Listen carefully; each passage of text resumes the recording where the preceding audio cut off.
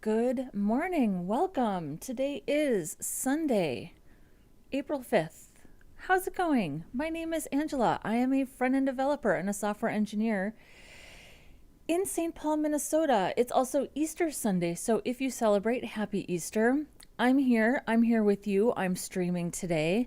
So that's that then. I hope you're doing well. We finally have a little bit of sunshine. It's very cold. I don't like spring. I've decided. I'm not a fan of winter for, I think, the obvious reasons. I'm not a fan of spring either because it's mostly gloomy. It's still pretty cold.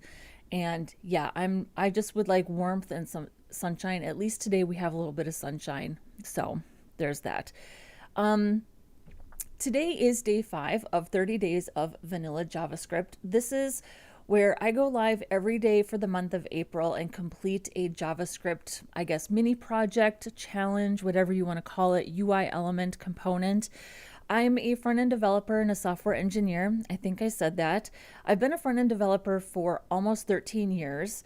And I would say that I have a fair bit of back-end experience as well. I prefer front-end. I love building UIs.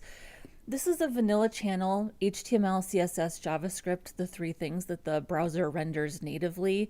And that is my preference. That's what I really like to do. So that's what I focus on in my personal projects, in my personal website. Certainly for client work, we need to use frameworks and libraries. It's not appropriate for everything, definitely not like big enterprise level websites. But I want to remind people, especially on Dev YouTube, that vanilla is still important. And honestly, it will be wildly helpful for you in your career if you do have a good understanding of vanilla as a front-end developer. So that's what I'm here to do, is just here to promote. If you are new here, first of all, welcome. Like the video if you haven't yet. Subscribe if you're new. I would love to have you. I'm generally here 4 days a week, Saturday, Sunday, Tuesday, Thursday, but like I said, going live every day in April. It helps the algorithm. It helps push this type of content out to more people who might be interested in front-end development, and it helps the channel grow. So with that being said, I think we should just get right to it. Today is day 5. We are going to work on this components tab. Now, I did when I was building this site, and let's just go ahead and put a link in the chat to the tabs component page. There is a website called 30 days of vanilla javascript.com. At the end of the stream, we will deploy the element that we just built. So we're closing the loop on this project. We don't just build the thing, we deploy the thing, because we build for the browser and we want to see our work in the browser, right? Monique Robinson is here. She is our mod in the chat. I wouldn't, it's Easter Sunday, and I know that I do have a large international audience. I know not everybody is Christian, but also I know it's a major holiday. So I'm not expecting a big crowd today, and that's fine, because I love it. I love it when we have an active, busy chat, but you know what? I'm really here to practice. This is really my time to practice and get better. If you've spent any time on my channel, you probably already know that my UI skills are very strong. I have a good understanding of search engine optimization. I have a good understanding of accessibility. I am very good at writing vanilla JavaScript. I understand HTML. JavaScript is this one area as a front-end developer where I feel like I'm never doing enough. I never know enough. It's the most complex for me. It's been the hardest for me to learn. And one of the whole philosophies of my channel is that this is supposed to be practice-based learning. Certainly a course is good to get introduced to the topic. Tutorials are great because they answer specific questions. The real learning comes from actually doing and building projects. So I'm taking my own advice.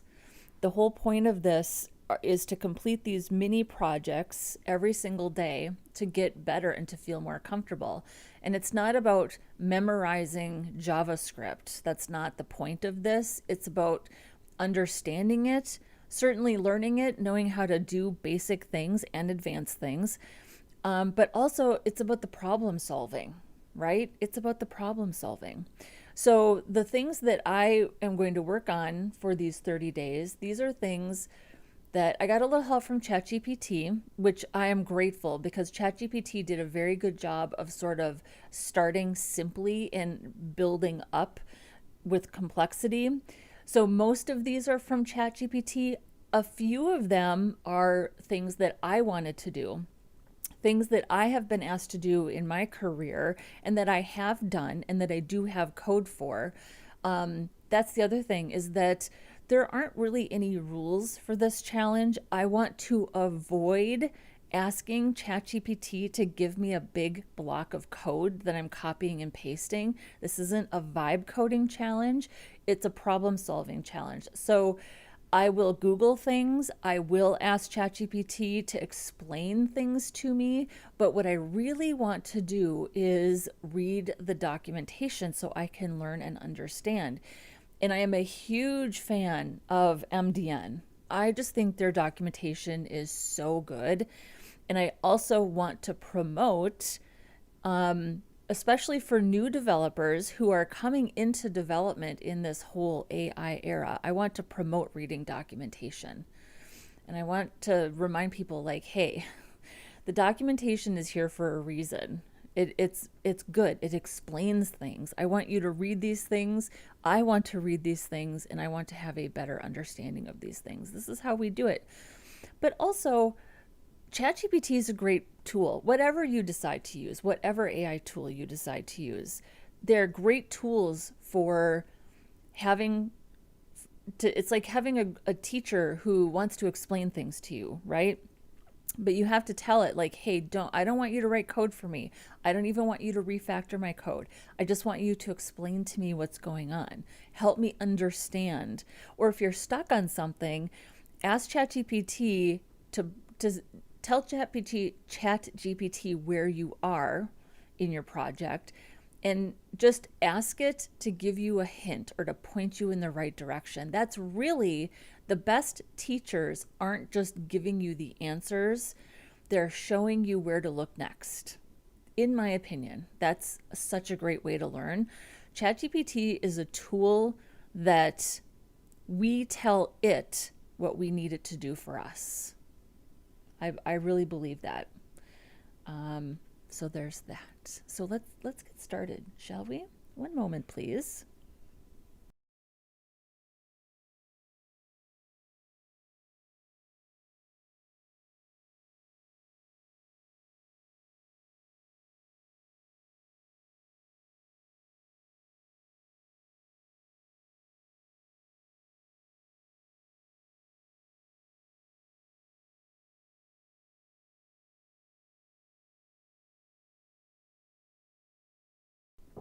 Okay. So let's take a closer look at what we have. We have a tabs component. Let's look at our markup. This is a little bit different than what we did 2 days ago. We did an accordion, which was pretty easy because there was a parent container. So we were able to just do a click event, add an active class to that parent container, and we let the CSS do most of the work, almost all of the work. This is a little bit different because we've got two sibling divs. So we have this first div with our buttons, and we've got aria-selected true. We've also got aria controls, and then our actual panels sit in a different div. So this sort of increases the complexity a little bit. I mean, not a ton. We basically have to match up the tabs, and that's not difficult with JavaScript at all. So I'm probably going to match up the aria controls with the ID of the panel. So when we click a button, we'll know which panel to open. Okay, that's not a problem. What we do need to make sure that we're doing is, well, first of all, let's get this actually working natively without putting in any additional keyboard events.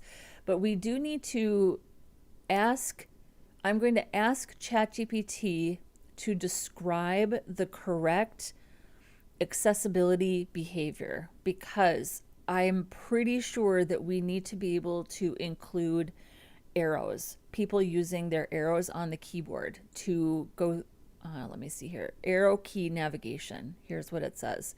So this is all information that ChatGPT gave me. JavaScript focus, syncing buttons to panels. Okay, so we just looked at that. Data attributes.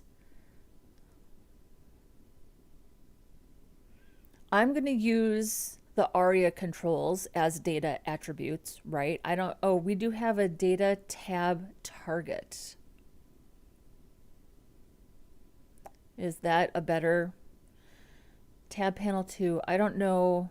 I feel like you could just use the aria controls, but ChatGPT also gave me like some kitchen sink HTML. So it probably wants me to use this data tab target. Okay, that's completely fine. Active states, yes, and then aria selected, no problem. This is just like a set attribute. So let's just do the thing that we need to do to get them matching up, and then after we're done, it's the arrow key navigation. I'm a little unclear on what it is supposed to be, and I know the browser is not going to deal with it natively. Yeah. I also animated panel transition. Actually, I think that I already have that baked in because I styled these tabs ahead of time. Yeah, we styled these tabs ahead of time. So we have the animation baked in, and once we get things working, we'll obviously confirm that that animation exists, and then I'll show you the CSS. So, all right.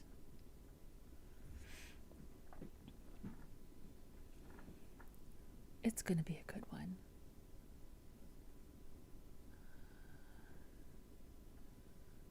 So we'll start with a function, init, tabs.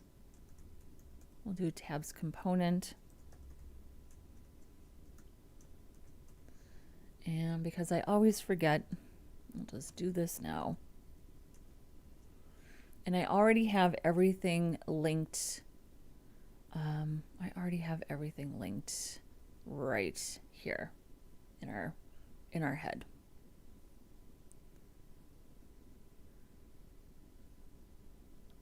Okay, so we need to for each through the buttons, and then for each through the tab panels, and then match the data tab target to the ID. That's how I'm going to do it.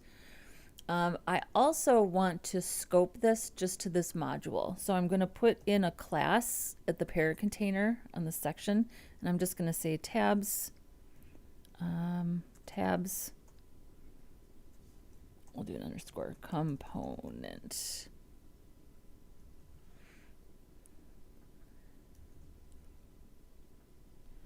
So we'll do const, I'm just going to call it the root, and we'll do query selector, whoops,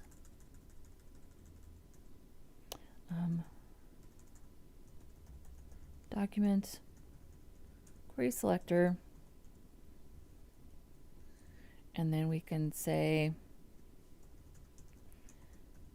if there's no root, just go ahead and return.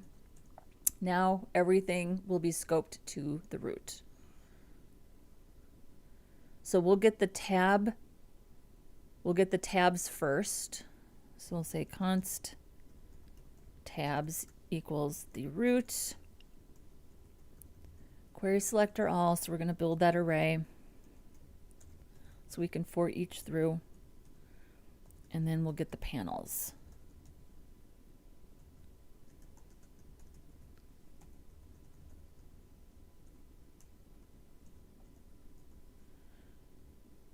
And tab panels.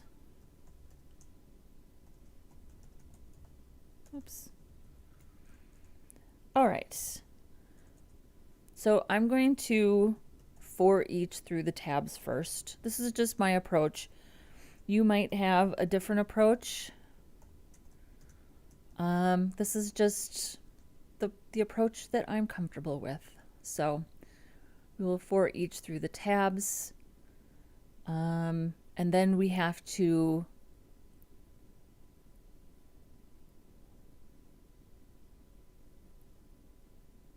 I'm going to get the button. So I'm just going to say button equals tab query selector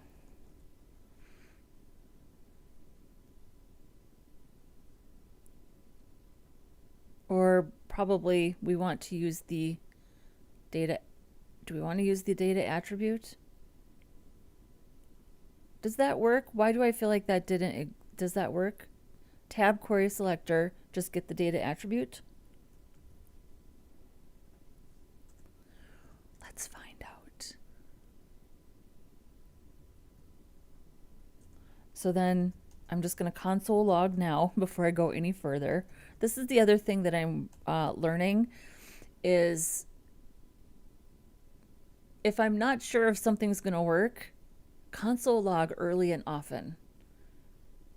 So we should be able to see them right here, right now, right?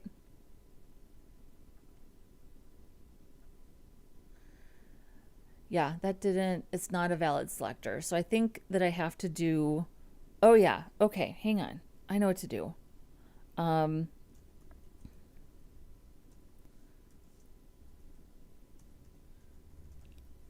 think I have to do that, right? I think I have to treat these like it's a selector like a CSS selector. I mean, literally, that's what it is. It's a CSS selector. Yeah, there it is. Tab 1 button active. Button, tab 1 button active. Hang on. It's getting, what is it getting?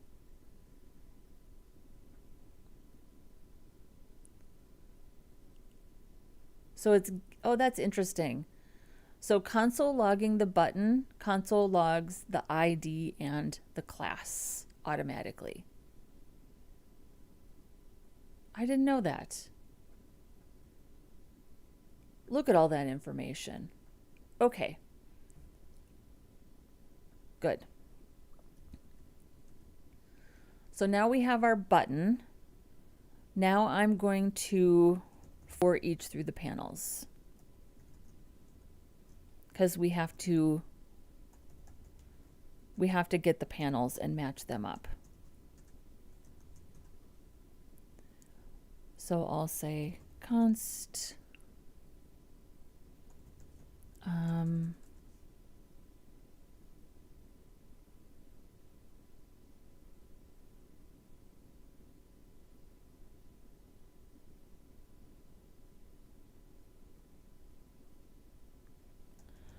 so the panel is equal to, no, wait a second.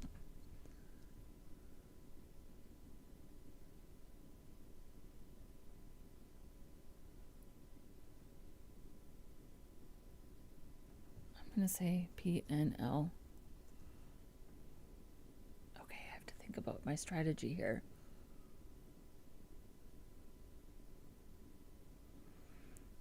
Nope, this is right. I'm just going to say PNL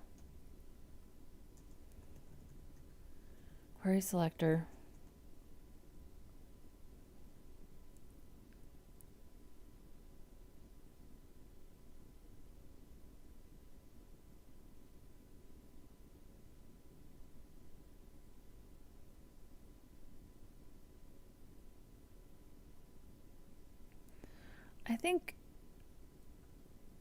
I don't think we need to do that. We just want to get the button. We don't want to specify which one, right? And I'm going to do the same thing here. Tab item.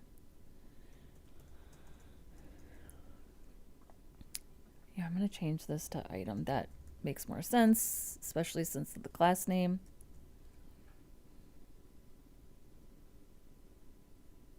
Okay, so now we've got our button in our panel. And I think it said to use matches. So let's look at matches, read the documentation.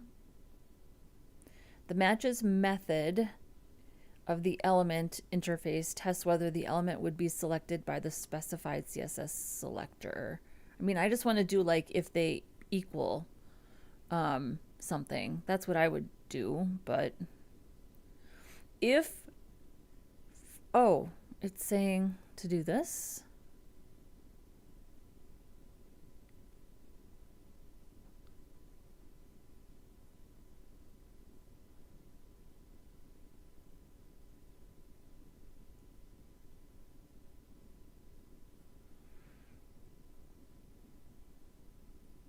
The matches method of the element interface tests whether the element would be selected by the specified CSS selector. Okay. A string containing valid CSS selectors, got it. Return value true if the element matches the selector, otherwise false. So here's an example, a list. One of the list items has a class of endangered. So we are looping through the list items for bird of birds. Okay, if bird matches endangered.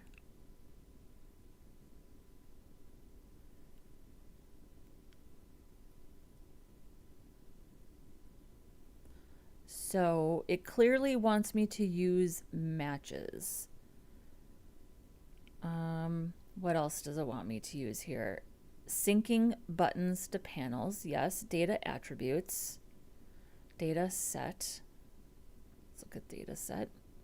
The data set read-only property of the HTML element interface provides read-write access to custom, okay. I know what data attributes are.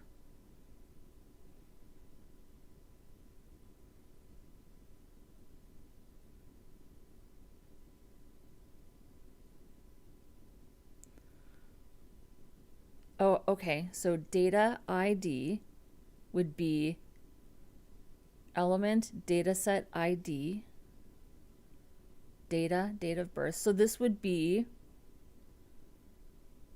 data, dataset tab target. Okay, dataset tab target, got it.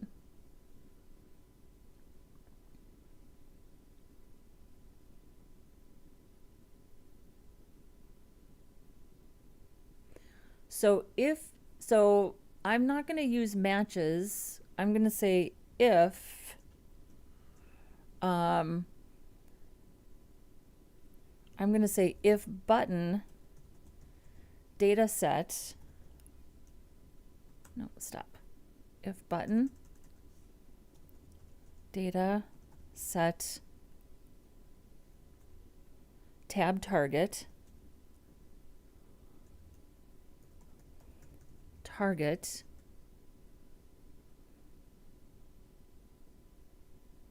oh, it's supposed to be camel case, okay.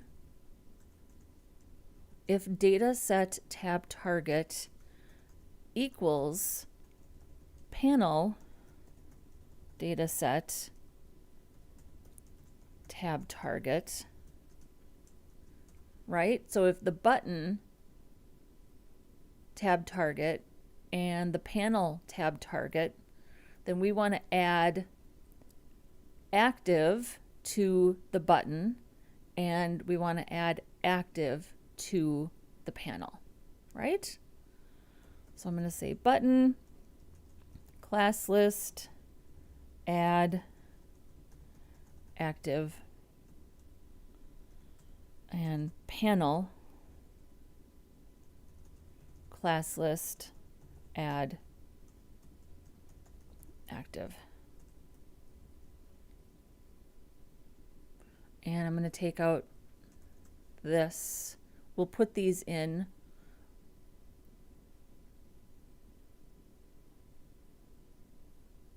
We'll put these in with JavaScript. But for now, well, actually, let's do that. So we want the first items to be active by default. So let's make sure.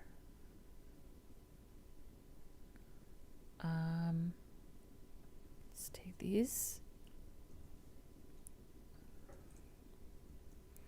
I'm going to say tabs, make the first one active, and panels, make the first one active. So on page load, make first items active on page load.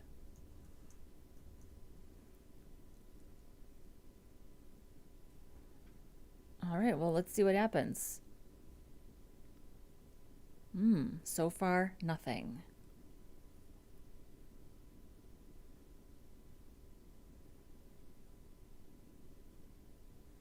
Let's console log. Let's make sure that this is right. This could be wrong. I don't know.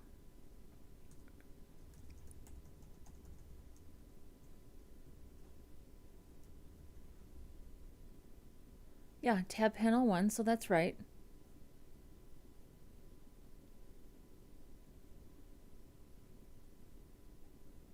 And what about this? Undefined. What did I do wrong here? Panel data set. Oh, ID. That's why it doesn't have a data set. So this is actually the panel ID. Wait a second. You can't get the ID? Didn't we just see that? It's just ID. That's why. Panel ID.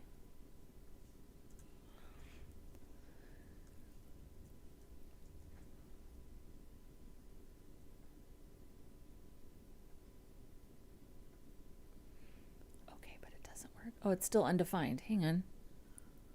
So we got active added to the first one, so that's good.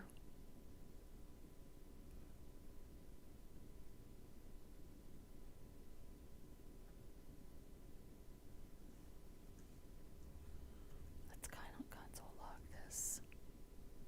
Tab panel 1. Okay.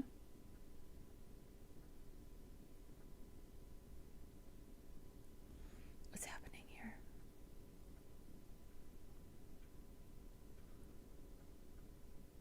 We're so close.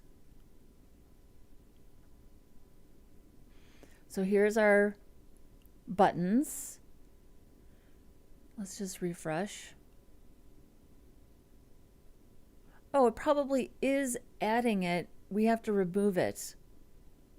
Yeah, it probably is adding it. We just have to remove it.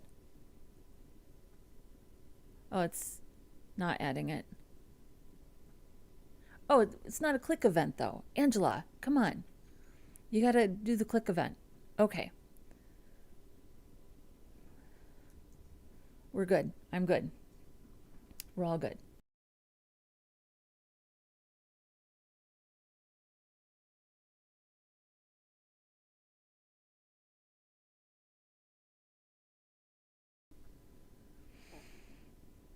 And Codex is here. Hello, welcome. It's a holiday, so I think today's gonna be slow in the chat, and that's fine. It is if you're a Christian, it's Easter Sunday today, so I think that's why it's a bit slow, and that is a-okay. Okay, so we need to do a click event for our button first, and then we're going to run the panels inside the click event. That's why. So we're going to button, add event listener,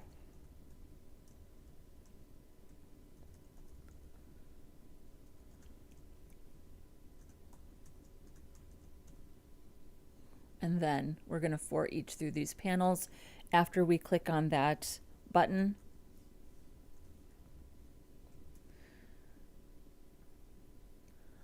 So we're going to for each through each button. We're going to loop through each button.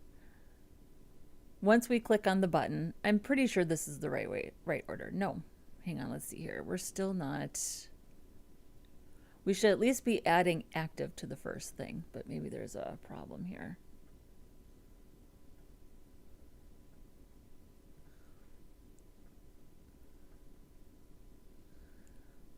So on page load,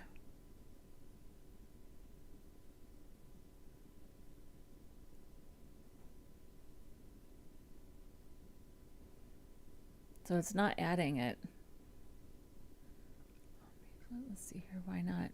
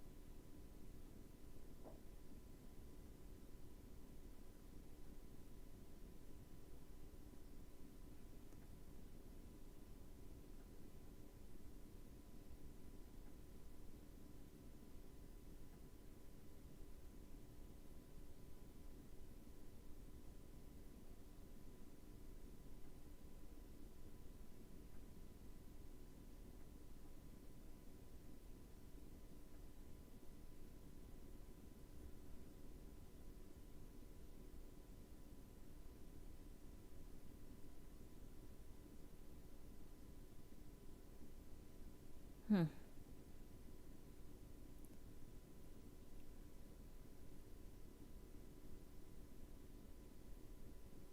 So when okay.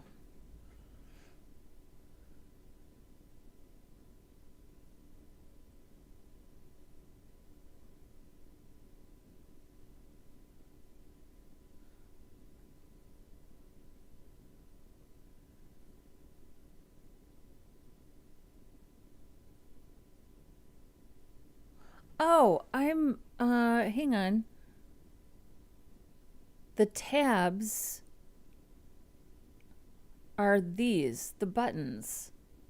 I made this is not correct right here. So, okay, got it. Same, I did this is wrong also. Yeah. Okay, that's an easy mistake to fix. So we are building the array out of the individual items, and I put in the parent container. I put in this, the parent container of both items. So it's really button. Right here. Button. I'm going to, that's why this isn't working. There we go. It's still not working, but at least that's active and that's active. Got it.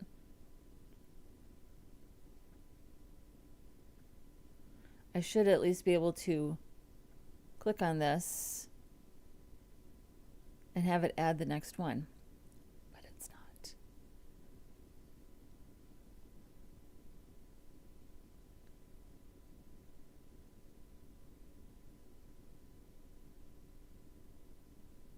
And this is wrong too. Tabs for each tab. No, this is right. So the tabs are the buttons.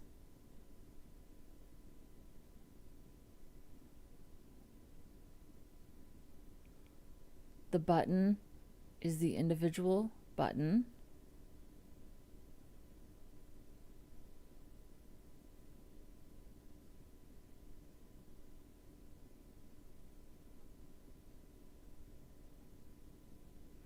The panel is the individual item.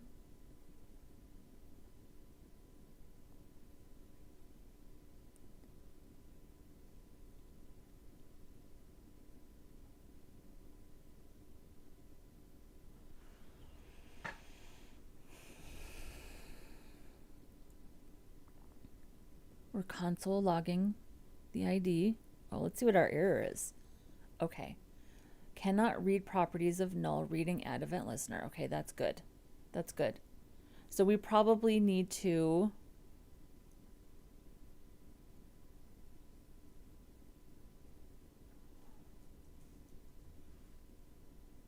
null. So button is null. Tab query selector button.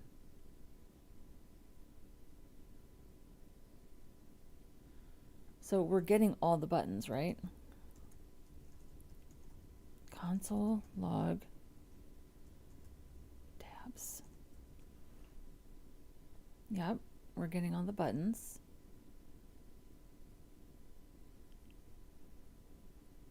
Tabs for each tab.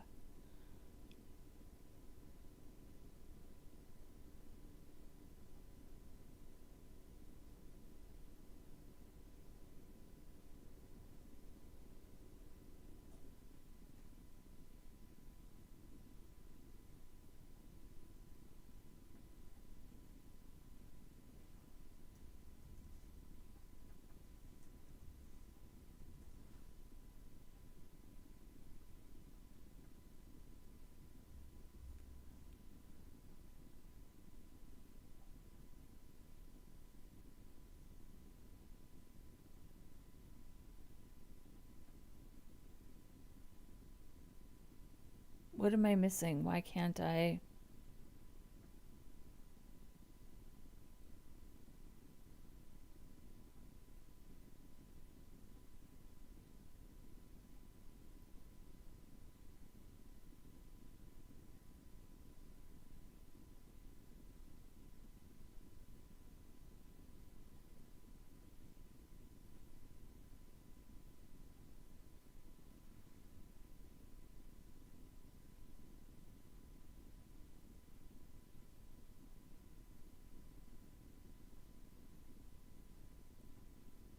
Did I spell something wrong? I don't think so.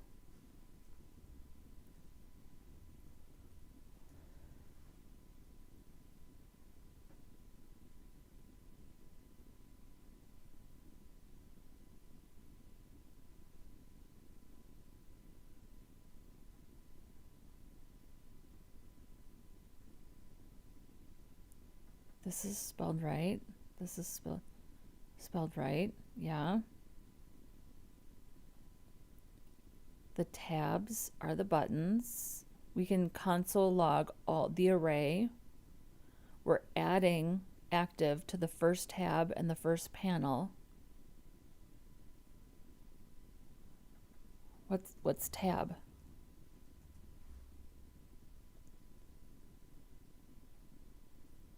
Oh, is it just that button equals tab?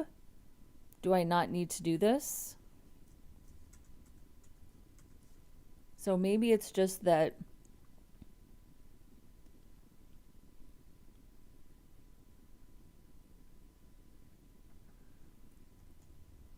I think I'm reassigning too many things that don't need to be done here. So it's just the tab, and the tab. This would probably be easier if I just was consistent between tabs and buttons. There's that, right? So tabs for each tab. And then we do an event listener on this. Then we loop through the panels. We probably don't need to do this either.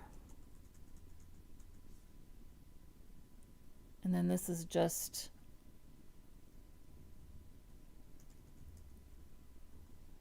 the panel is the item. Yep.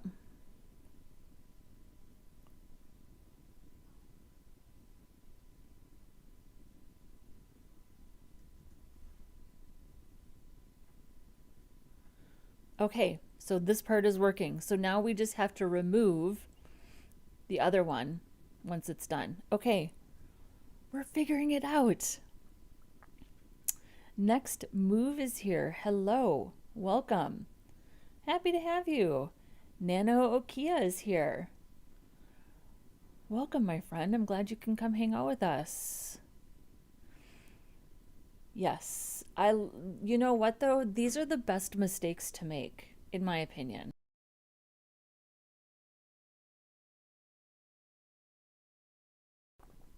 I mean, I love the problem solving involved in this. I love it because it's so different from anything CSS related.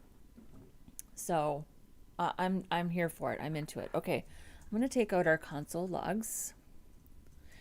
So what's the learning from this? The learning from this is that we don't need to be so aggressive with creating variables, right?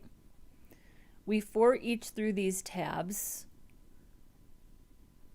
and then just do the event listener, just do the thing. Yeah, so I'm loving this. Okay, so now we need to remove the active class. Boy, we just did that 2 days ago, didn't we? Removing the active class first from anything before adding the active class. Well, we've got our loop event listener loop. So I feel like we would just do that right away, right? We would just say,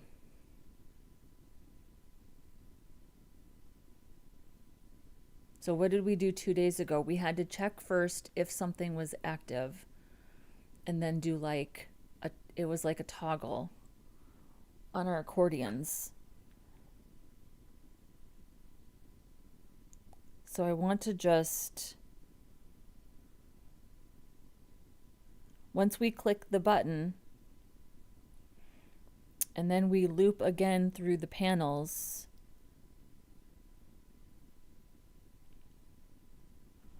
I'm just going to do what I think is the right thing to do and we'll go from there. Class list, remove, tab class list, remove, active. We should probably use better classes than active also, right? We'll have to see if that interferes with our component page. Although it probably won't because those styles are dependent on a parent, not a sibling. So it's probably fine. We'll see how it goes. Class list, remove, active. So I don't know if I need to check first for an active class or if I can just remove them from all tabs and items and then immediately add them to the ones that I clicked on.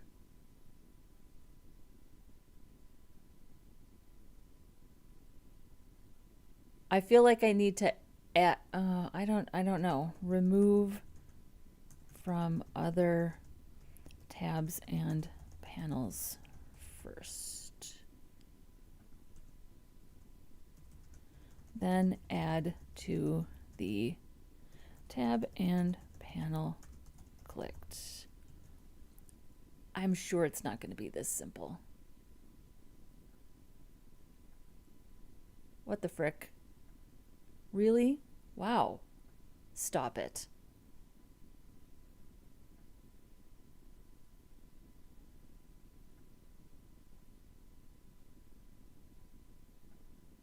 No, no, it's not that simple.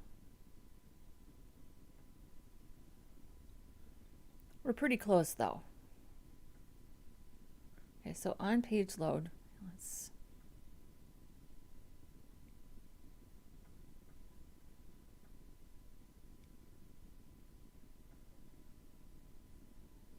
Okay, so on page load, the first items are both active. Then we do the second one. The panel becomes active.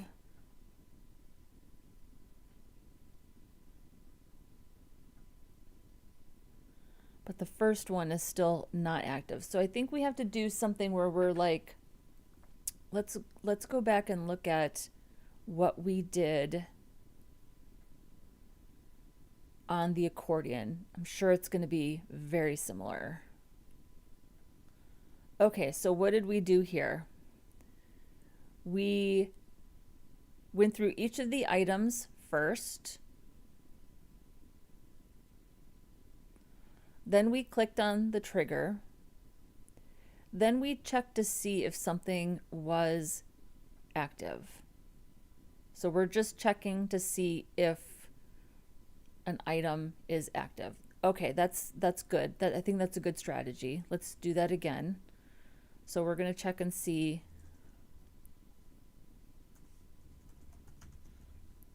is active. We're checking to see if a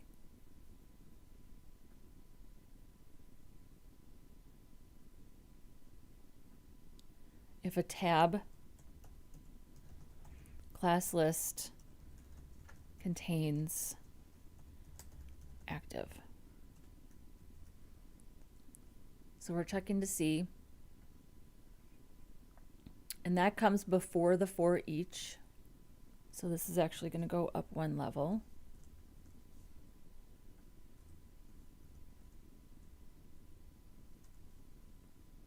Whoops, keep forgetting where this is. Okay, then we're going through this, which we need to do for hours, but we are removing inside our loop.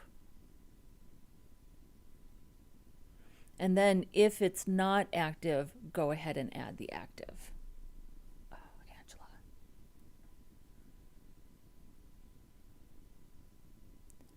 So I'm going to put this right there, and I'm going to say, and I'm going to put this first.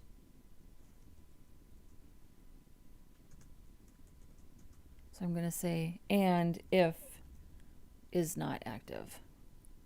So we're going to do both. So if it's not active and the tab, target, and item ID match, then go ahead and add. But it does need to be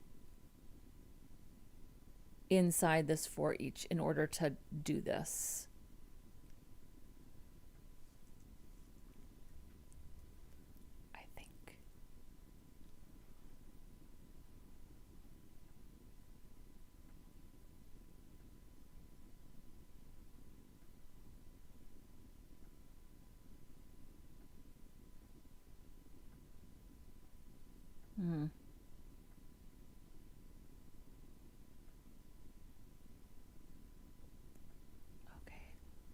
We're close. We're so close. So let's talk it through. So for each button, add an event listener to the button. Then we have a variable to see if the button is active. When we click on a button, we're going to loop through each of the panels.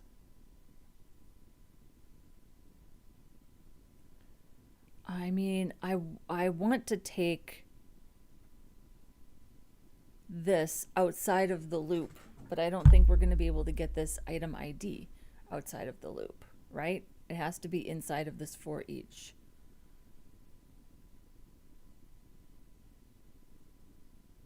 Unless we just say let item. Then can I take this outside the loop? Is that how you do that?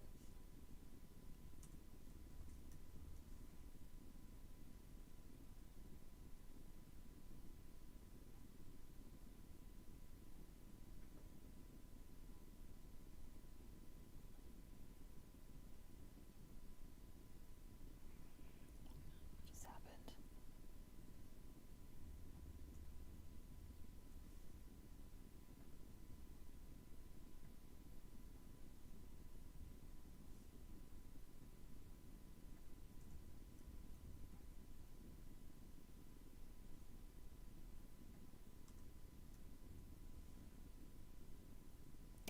I don't think that's going to work.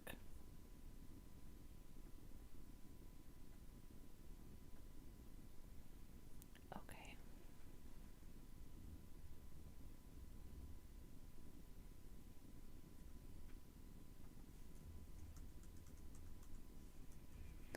Okay, so what's actually happening here? I've done this before. I've done this before. I've done tabs before.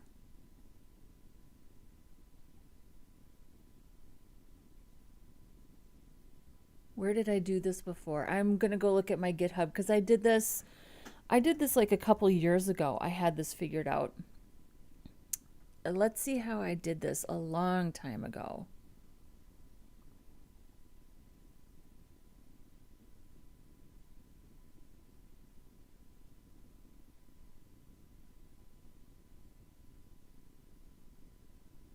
Right here. How long ago did I do this?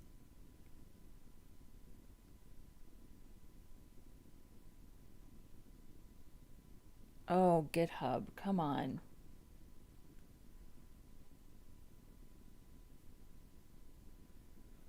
Oh, yeah, this is for sure not on Heroku anymore. Let's deploy this to a GitHub pages and see it. Am I going to be able to... I don't know if this is going to work on GitHub pages. If we just go to home.html, I think it'll work. Okay, well, let's just look at our JavaScript. How about that? Okay, what did I do here? So I did an event listener on the container. Look at my little... Clearly I was not up to date on ES6. How long ago is this? It's a few years ago. 6 years ago? Stop. 6 years ago I did this. December 4th, 2020. Okay, so what did I do here?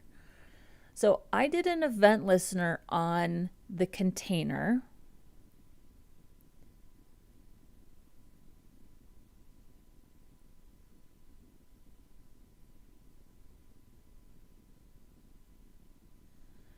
And then if the target contained button, go ahead and add active to that button.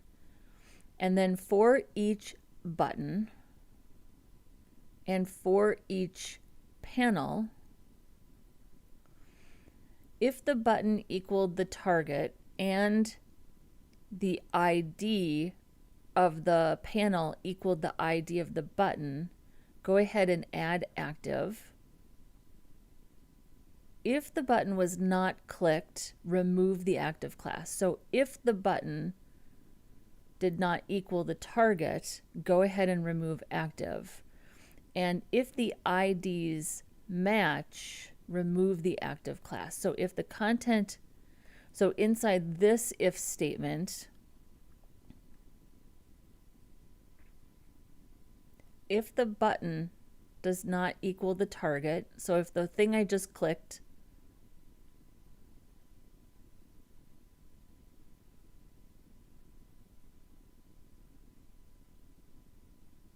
if the target equals the button for each button, if the target equals the button,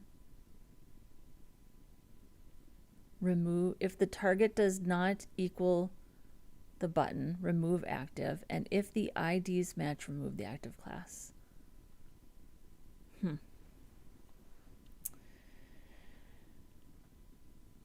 Hello, welcome.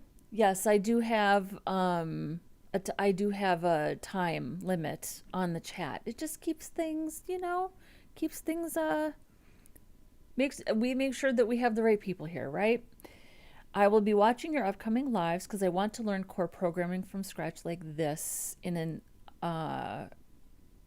authentic era, organic era. I'm not sure what that word is. Authentic, organic, I think they both apply. Yeah, come hang out with us. The whole point of this is there's only one way to get good at this. You have to practice. You have to try stuff, right? You have to read documentation. You have to go look at things that you've done in the past. You have to, that's how you learn. That's how you get it done, right? That's my philosophy.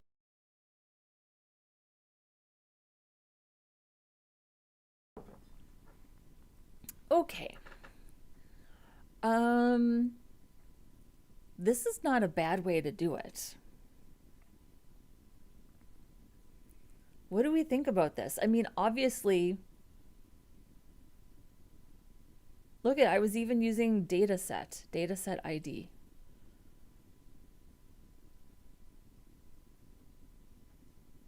Look at me with my little for let loops. How cute is that? Nothing wrong with that, man. Oh,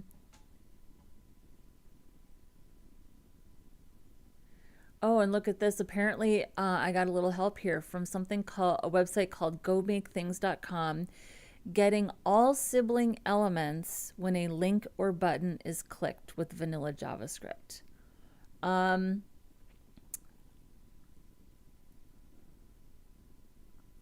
Let's do this. There's no point in reinventing the wheel. Let's clean this up a little bit and let's do what we did 6 years ago, but we'll do it with a little ES5. And yeah, no reason to reinvent this wheel if we've got it. Let's just clean it up a little bit and do it. Let's do it. So that means that we're going to, so that means that we're doing the event listener on the entire container. So the buttons, button container, is that okay? Is that the right way to do that? Let's look at our HTML. So that means that we're doing the event listener on the container.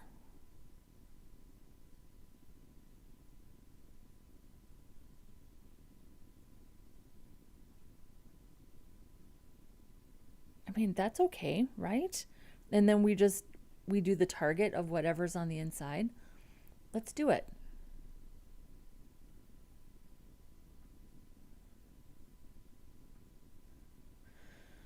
All right. So we have a couple of the things that we're going to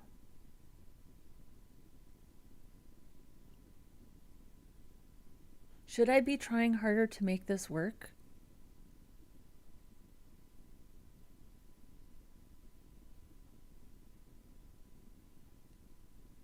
I don't know the answer to that.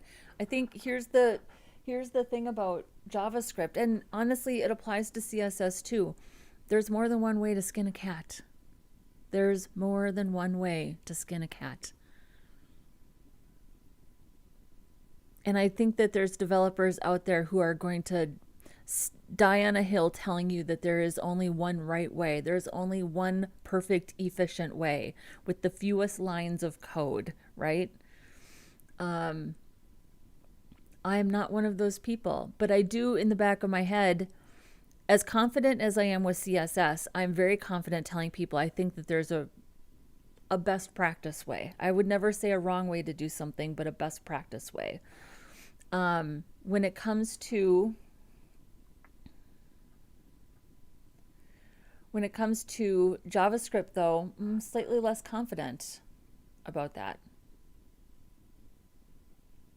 There we go. Okay.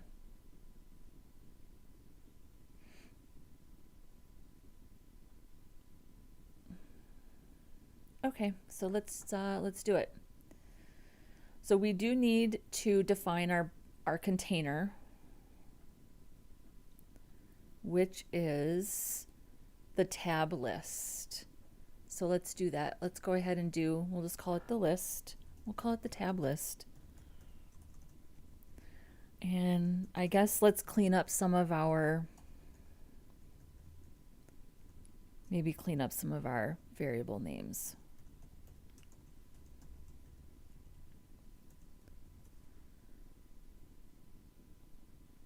These are the buttons, so let's just call these the buttons.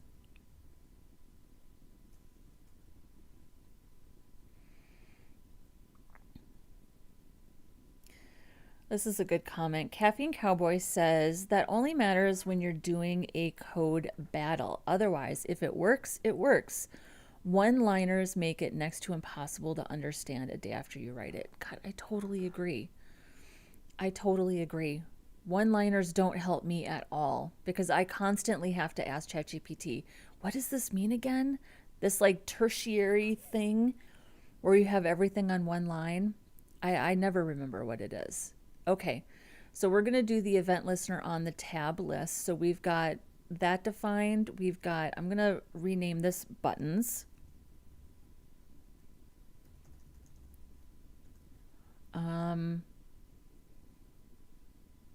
I'm actually going to delete this and just start fresh.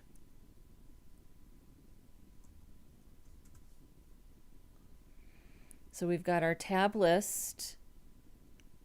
We've got our buttons array. We've got our panels array. What else do we need?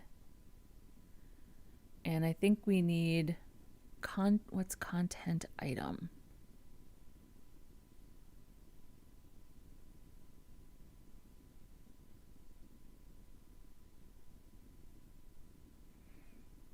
These are the individual, okay, so those are the individual.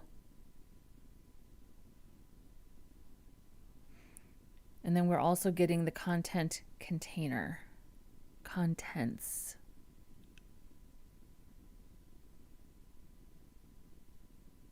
Which I don't even think we're actually using here. Let's check. Oh, we just used it here, that's all. Okay, well, we're already scoping, so we don't need to do that. So we have everything we need. Okay, so we're going to do an event listener on the tab list.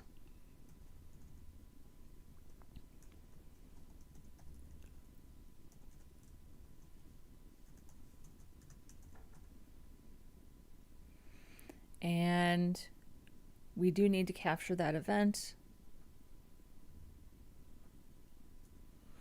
And the first thing that we're doing is we're checking to see, did the button that we just clicked have an active class? If, oh, so it says here, eTarget class list contains button. So if it contains, I think a better way to write this is if it does not contain active. If the target does not contain active, add active.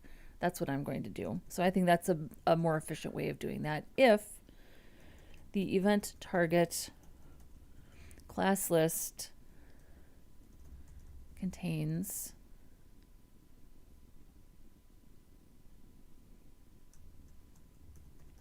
active, so we're going to say does not contain active.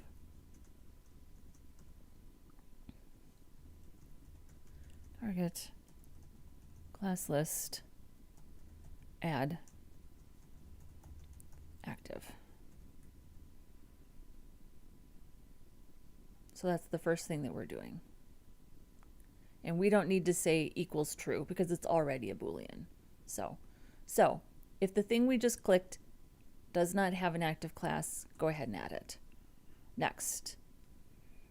Now we're going to for each through the buttons.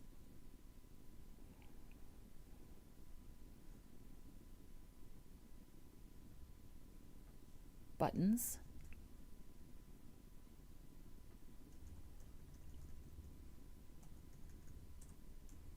For each button.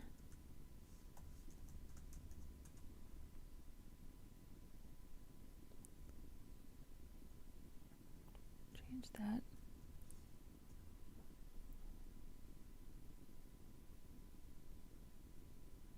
Okay, I don't think we need to do this because we already know what the button is.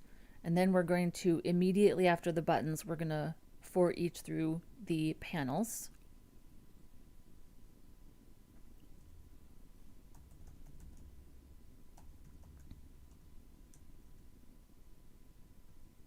And I'm just going to call that item.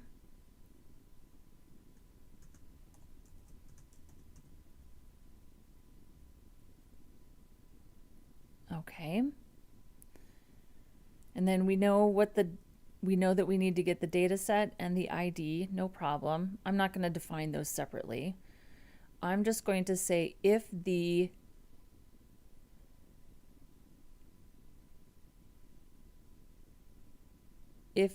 button target and the content ID equals the button data set tab panel. I think that's what it is. So if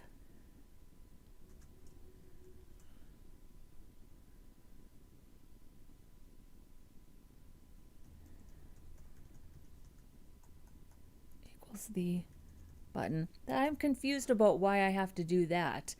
If the thing that I'm clicking equals a button, is that all I'm doing? I'm just checking to make sure that I clicked a button. Oops, and the content, no, it would be the button dataset tab target, button dataset tab target. Oh gosh, darn it, stop. Data set dot tab target equals the item ID. So if those two things are true,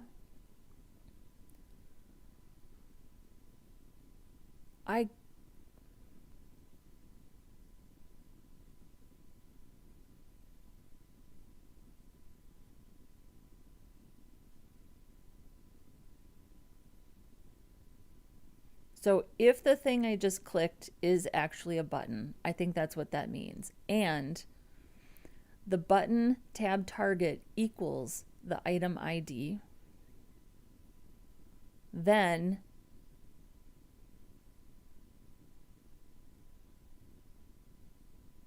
add the active class to the item. Item class list. Once we get this all typed out, I feel like we could make this more efficient, but I'm not sure yet.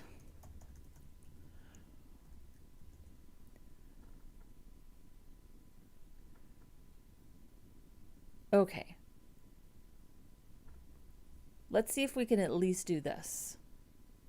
So on page load, yes, our button is active and our tab is active. So I'm expecting to be able to just, yes. That's exactly what I expected to have happen. So missed a hyphen in tab target, no. For data sets, you change hyphens to camel case, is what the doc said. So right here, data, date of birth, data set, date of birth, camel case. So, but good eye, good eye. And hello, welcome. I had a nice comment from you on one of my videos. I think you are from Paris. Am I remembering that correctly? You were here yesterday as well. Okay, let's keep going. So what's next? Let's look at our GitHub. If the button was not clicked, removed the active class. So if the button, if any of the buttons, because we're looping through the buttons, do not equal the target, then remove active. And so this is all still happening inside of our second for each loop. So we're still in the for each loop. So we'll go right here. If the target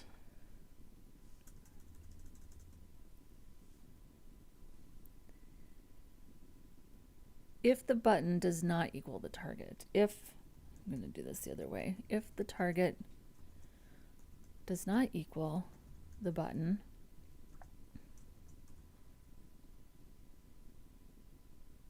button class list remove active. I mean, I did this 6 years ago. Why didn't I keep going with this? Why didn't I keep doing this? Keep working at this. And then inside the same if statements, and if the IDs match, remove the active class. So if the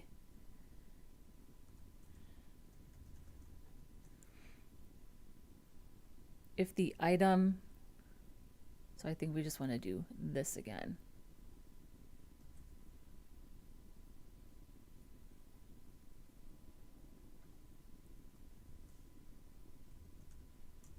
And we're going to remove it from the item.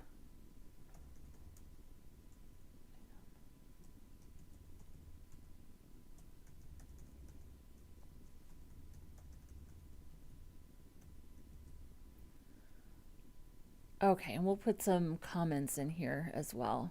Let's see how this goes. All right, are we ready? I'll make this a little bigger.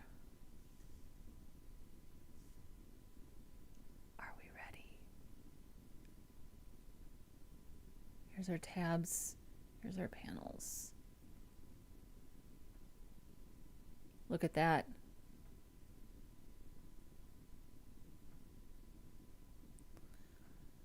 Boy, I had something figured out in 2020. What was I thinking? Why wasn't I working? Why wasn't I doing what I should have been doing? Anyways, okay. I'm into this. Okay, so let's put Angela, put a couple notes here. Click on the buttons container.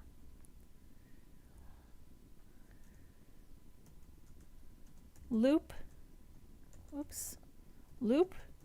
through each button, then each panel.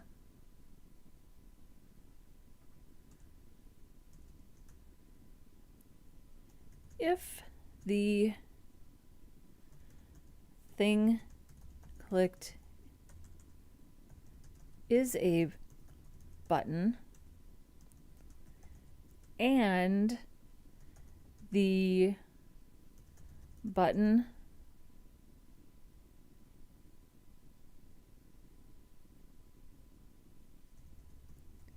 data, we'll do the button data attribute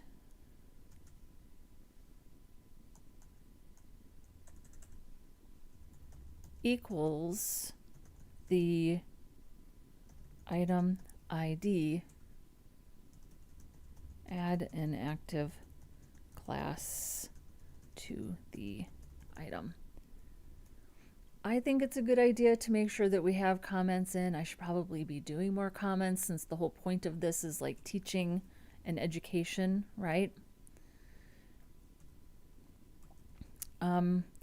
If the thing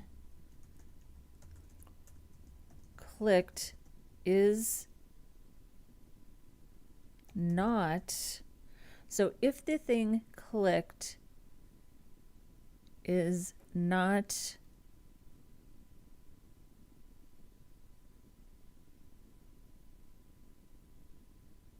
we should probably just call it what it is, right? If the target is not the button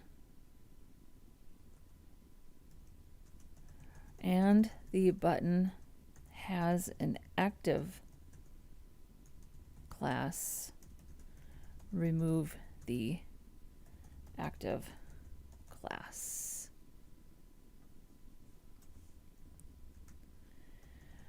If the button data set, data attribute is not equal to the item ID, remove the active class from the item. If the target, yeah. Okay. So we have our good, we have a good base. We have a good base here. And I think the comments are important. I am not one of those developers who says, you shouldn't use comments. My code is the comments. Man, come on, get real. Stop. It's okay to put in comments. It is okay to put in comments and let people know what's going on. There's nothing wrong with that. That's a bad attitude. I don't like it. So, okay, so should we just admire our work for a moment while we think about what the next thing to do is? Well, the next thing to do is we need to ask ChatGPT to explain what normal tab behavior is. Because there's some arrows involved. There are arrows involved in order to make this accessible. So here's why. These are in two separate things, right? So we have this div and we have this div. So let's just back out here and we'll look at this for a second.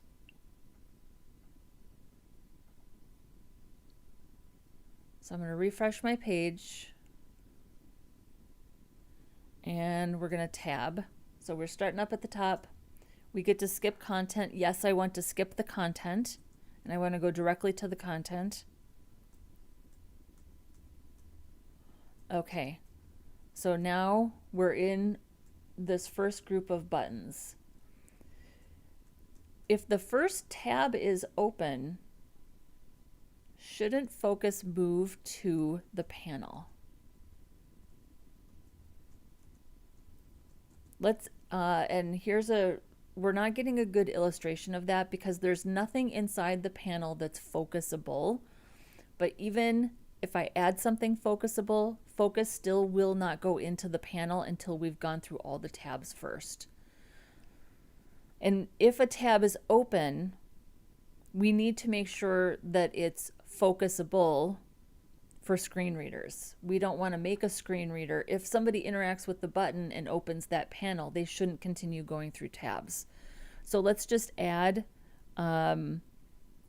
something that is focusable to illustrate that point. So we'll just do this and we'll just do like 5 words of lorem ipsum.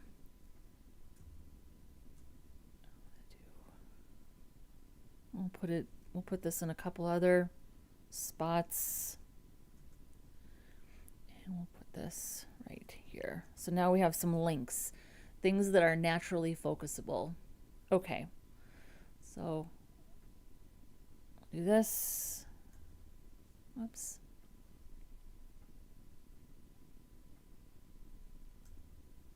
Yes, I'm going to skip content, go directly to the content. So do you see here? The first panel is open and there's something in the panel that is focusable, but we're skipping over.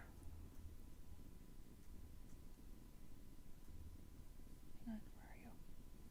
We're skipping over. We don't go into the first panel until we've gone through the last button, because that's how the HTML is structured. That's how the DOM is structured. So I put the link in to illustrate the point, but even without a link, for a screen reader, the panel should get focus, right? It should be reading things out. So keyboard navigation, oh, whoops. See, look at that. That's why that's probably not a good idea. Because as soon as I click on something, yeah, look at that. I'm clicking on the panel. The event listener is on the panel, so that might not be a good strategy. That might not be a good strategy. Yeah. Or I guess we could just do this twice. Oh, that's not good. It's a block level element, so I guess I could just make it display inline block.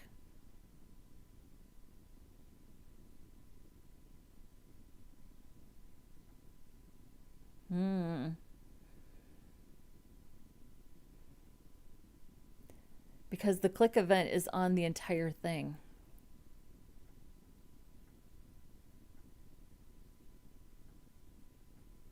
So now when we click, none of the conditions are being met. Okay, so I'm gonna cheat a little bit, and I'm going to put, I'm gonna change tab list to display inline block. Yeah. Okay, do we have this here anywhere? Let's see. One moment.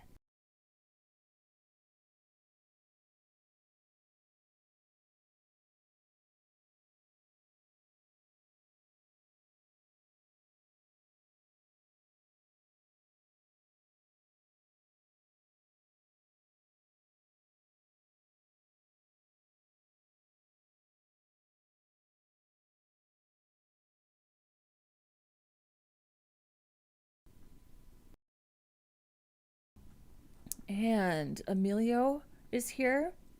Welcome. You slept through 5 alarms? Well, thank you for joining us. Okay, I'm going to close this. Okay, but what if... Do we need this to be right here? Here's what I'm thinking. Do we need to have this outer container be the event listener?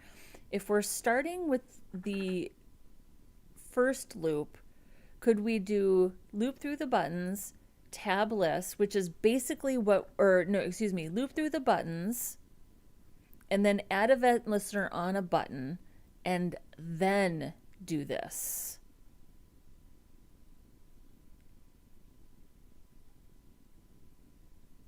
Which is basically what we had before. And then I think all of this other logic works well. Let's try it. Let's try it before we start using CSS to like jerry-rig a container. Let's try this. This is the refactoring that I think is going to work. Okay, so we'll do button, add event listener,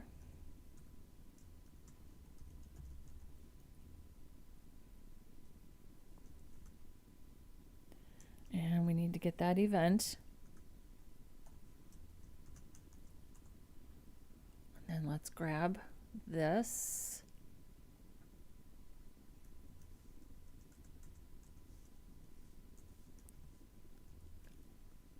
Put that in there. And then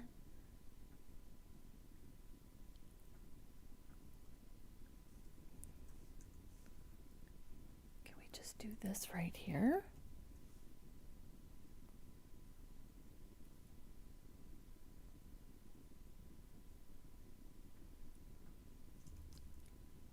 So we wouldn't even need this. Oh, stop.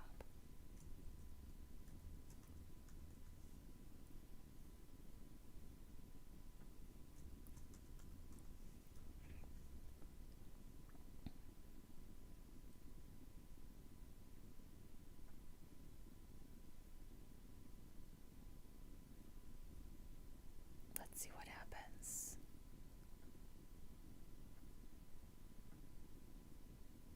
Okay. Almost. Almost.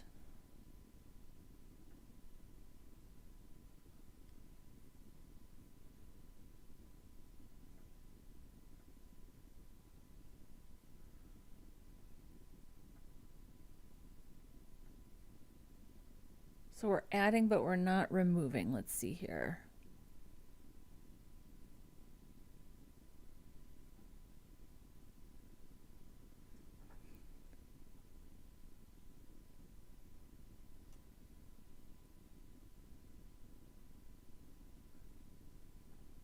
So this is correct. We know that this is working. If the target does not contain active, go ahead and add it. Couldn't we just say else button remove active.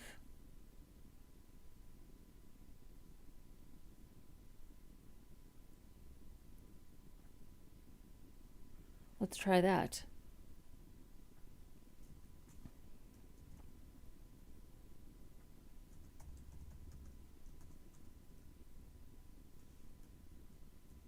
So let's see if this works. We'll do this baby steps. So if the target contains active, if the target does not contain active, go ahead and add it. Otherwise, button classless remove active.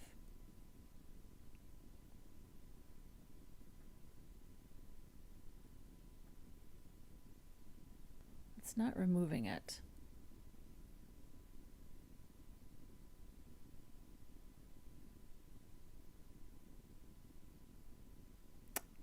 Maybe we need to do if it contains active. Maybe we need to do this first, remove. Else. No, that's wrong because it's the target. So if the target does not contain an active class, go ahead and add it. Otherwise,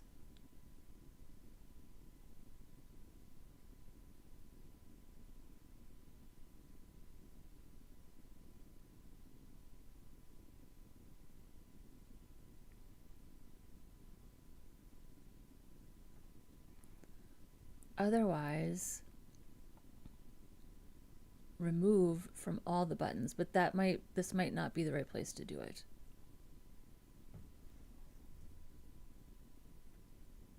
Because this is an if-else statement, so it's going to meet the first condition and not continue, right? So maybe we just need a second statement, which is what we had down here. So if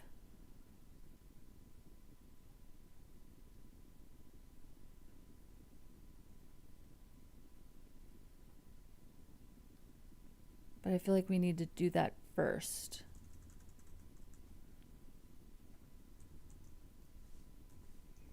So if a button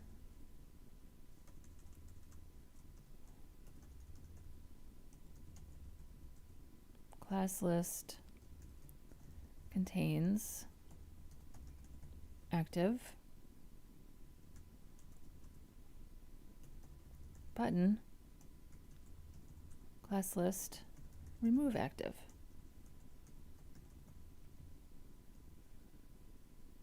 So we're doing that first. So if it has an active class, go ahead and remove it.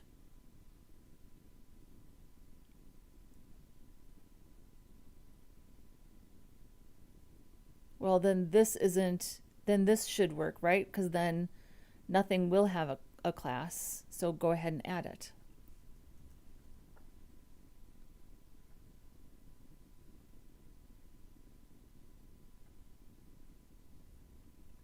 Should be removing everything.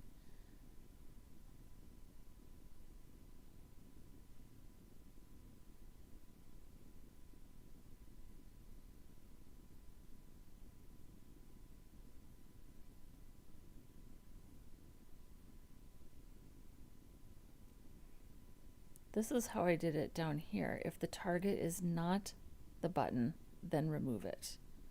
Didn't work though.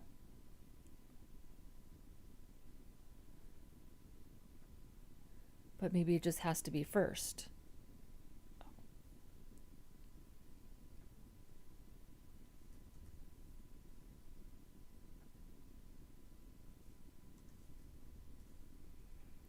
So if the target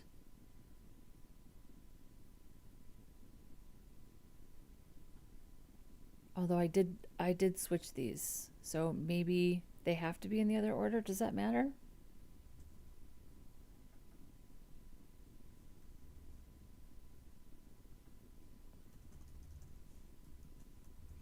So if the button is not the target, then remove active. If the target does not contain active, then add active.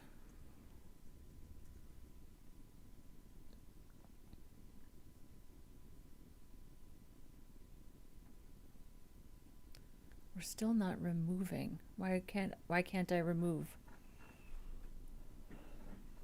I had the same problem with the panels. Excuse me, accordions, which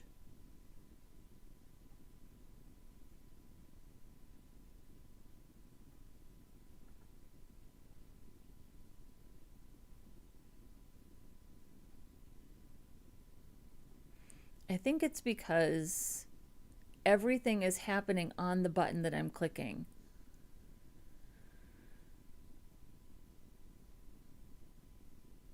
So does it need to be outside of the... See, this is why...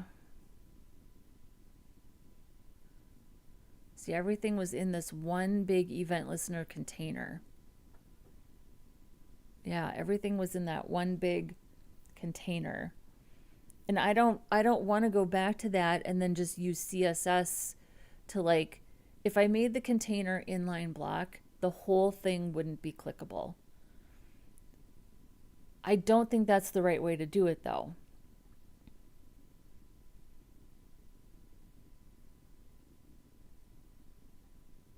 So we loop through the buttons, and then we add an event listener to each button. So when I click on the button, if the thing I click on, if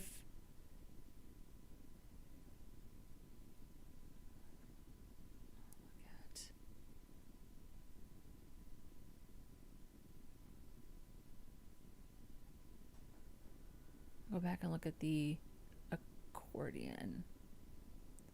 This is pretty close to the accordion. Yeah, this is happening outside of this.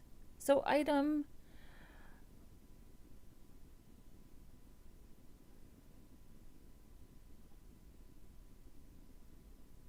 yeah, this is happening. So we had to loop through the same thing twice. But I've got two separate things to loop through. I have two separate things to check. I only had one thing.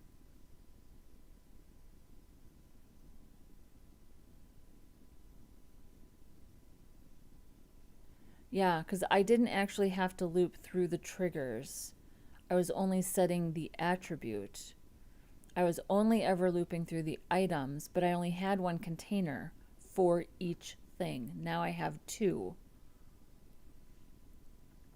That's why it's more complicated.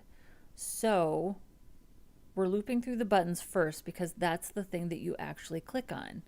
Then you click on a button.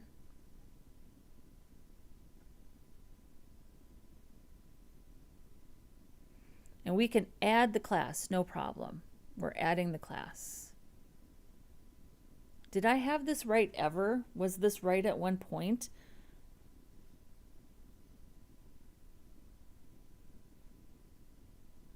Yes, when the outer container was the click event.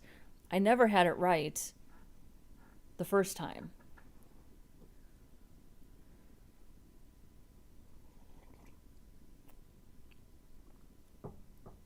Okay, let's keep going.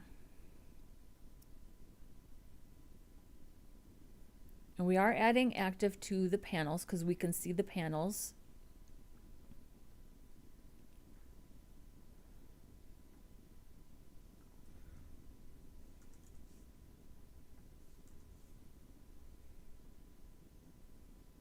Loop through each. I'm going to take out some of my comments here. She's messy. That's all right, though. I don't mind. We like messy.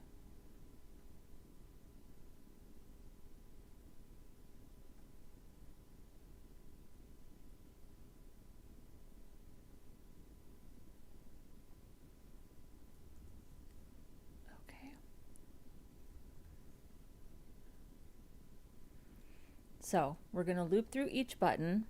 Then when we click on a button, if the thing we clicked on does not contain active, we're going to go ahead and add active. Then we're going to loop through each panel. If the button that I clicked on and the button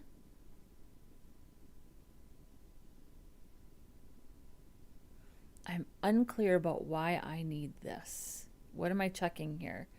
If the thing that I clicked on equals the button. So it's just if the thing I clicked on is a button,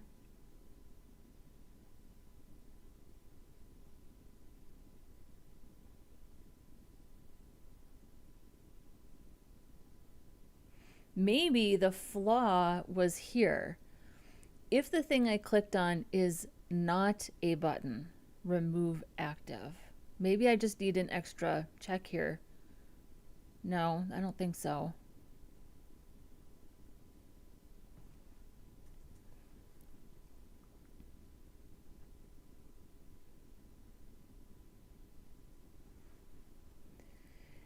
And Kong says you were not removing other panels and the event listener only triggers one button, not all other. Right. So I'm trying to just do one at a time. So I'm trying to get one working at a time. So when we click a button, we match the button to the panel and we add active classes to both. And that's working. Adding is working. It's the removing.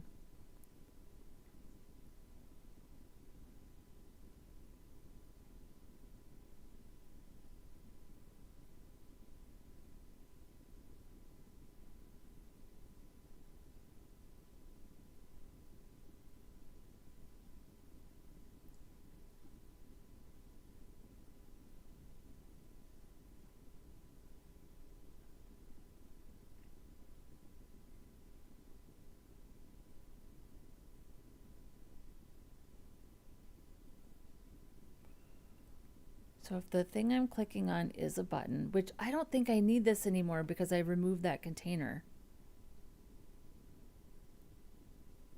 I think we only need this. If the button dataset, if the button tab target equals the item ID, then go ahead and add active. I think this is all we need. We know it's a button, so we don't need to do that check. So if the event target is not a button, again, I don't think we need to do this check here because we already know that the event target is going to be a button. So all we have to say is remove active from the other buttons. So let's just see if this works. I think it will. Let's just get this part. Whoops. So let's just make sure that we're correctly adding classes to both our button and our panel.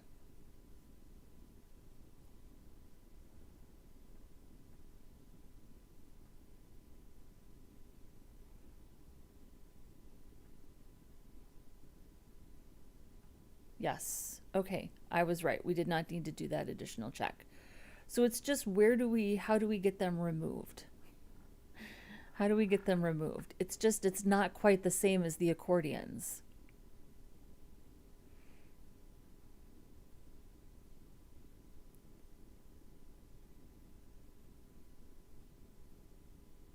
Do we have to loop through the buttons again? This makes me feel like we have to loop through the buttons again and remove them. I think that's what we have to do.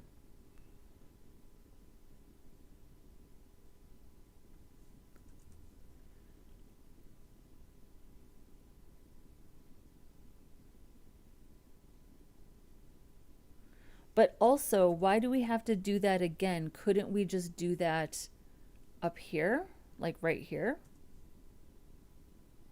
No, we have to do it inside the event listener because we're removing as we click a new button. So we can't do that there. So I think that we have to do I actually don't even think we need to do it here. I think we do it right here. So I think we have to loop through the buttons again. I'm going to remove some of these comments. It's taking up too much space. But I'm going to leave these here.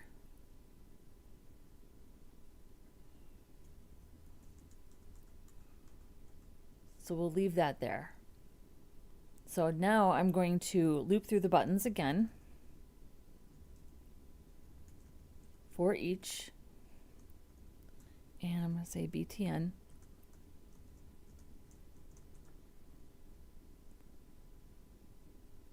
Now we are going to remove the active class from the button. So I'm going to say btn class list remove active. Are we doing this in the right order? I think so.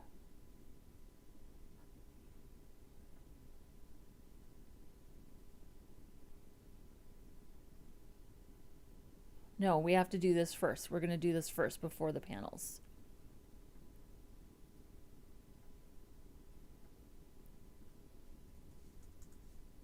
Right here.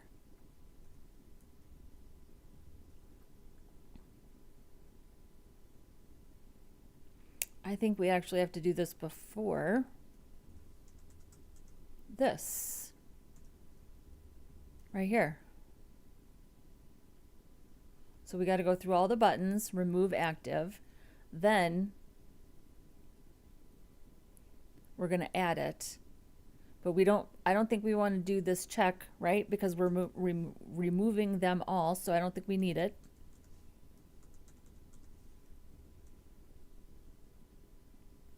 So we're going to loop through the buttons, remove all the active classes, then we're going to add active to the button that we just clicked. Then we're going to loop through all of the panels, and as long as the button that we clicked equals the item ID, then we'll go ahead and add active to that panel. So if this works, after this works, we will have to make sure that we're removing active from the panel. So I don't think that's going to work right now. We're just making sure that this works on the buttons first. Baby steps. So let's see here. There we go. We did it. You guys, we're learning. We are learning. Yes, loop through the buttons and panels at first and remove them. That will work, I think. Yes, we're doing it. We're doing it. This one's going to go a little longer today, okay?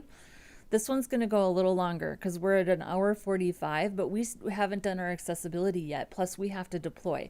But I'm here for it. I'm not going anywhere.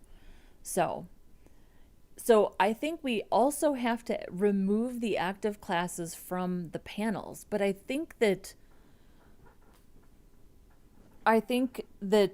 so it's like a loop, event listener, loop, loop. But that's okay. I think this is how you do it. I think this is just how you do it for each. I'm just going to abbreviate.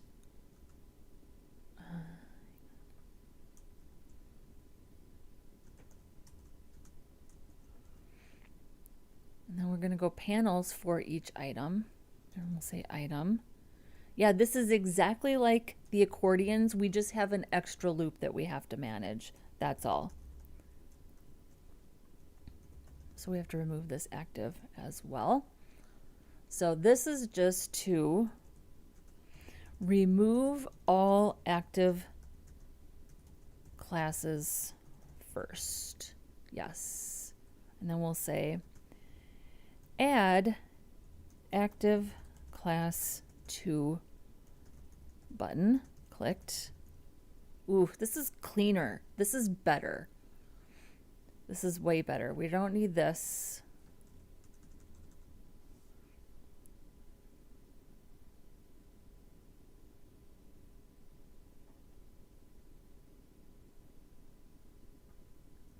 And this still holds true.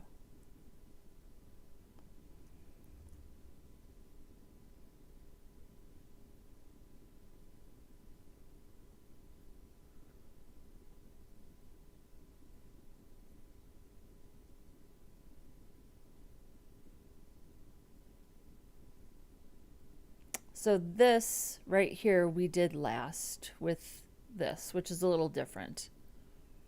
But it's the same thing. It's still the same spirit, right? So let's see if this works. Look at that. It works, and now we're not clicking on the container anymore. We're clicking just on the panels. I learned something. I feel like I learned something today. So we have the correct things are active.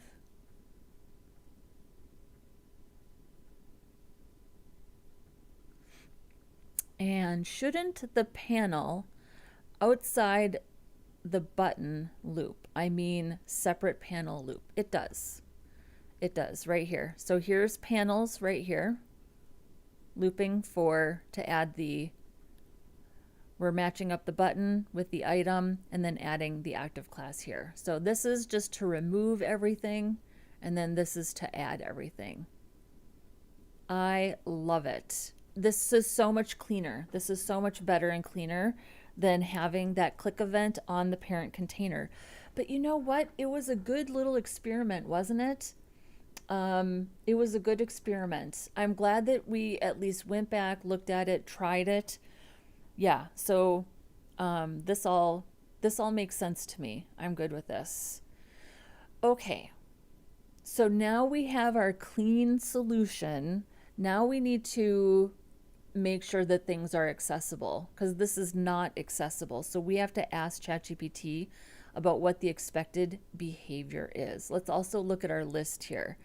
Syncing buttons to panel. Check data attributes. Check. Active states, yes, check. Oh, and we have to put in our aria-selected. So let's update our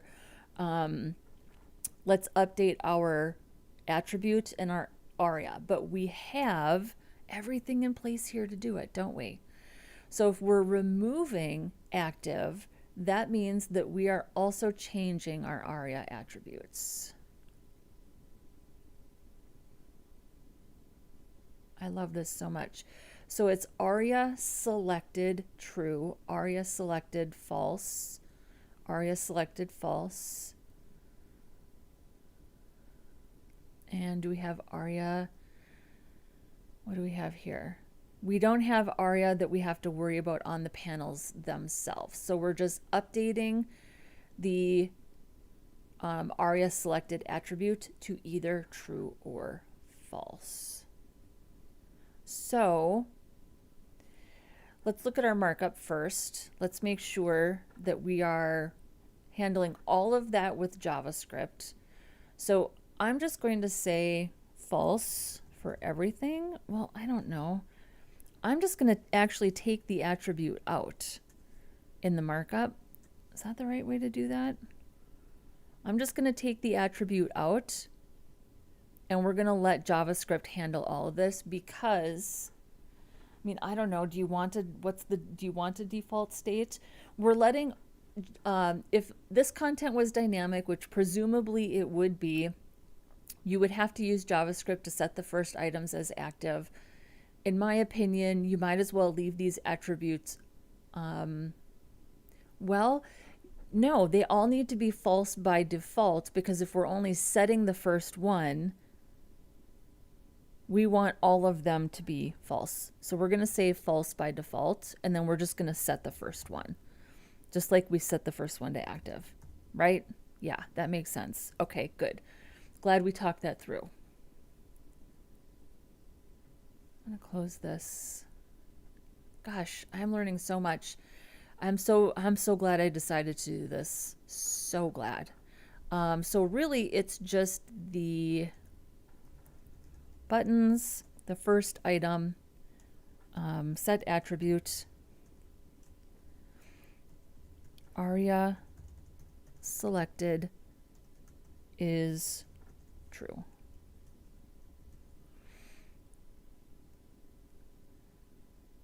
And then for this, we would say button, set attribute, aria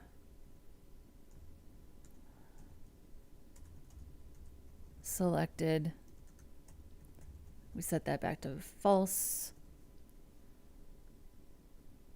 And then for this, we are saying the target set attribute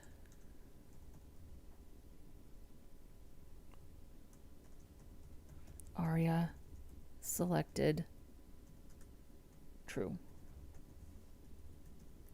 Okay, so we should see those attributes changing with our active classes. Give it a little refresh. So we see here the first one is true, and the first one has an active class. Nice. I love it. Okay. Attributes in place. We got all of these taken care of. We have a default active tab. We have an animated panel transition. Yes, we do. So let's look at the CSS here quickly before we jump into the accessibility. So let's see here. Here's our tab panels. So I styled the tab panels like I style a slider, where it's basically position absolute with a height of 0. And then when the tab item is active, we change from visibility hidden, which hides it from a screen reader. We don't want that to be accessible by a screen reader until it's active. So we go from this to this. Oh, do I even have a transition here?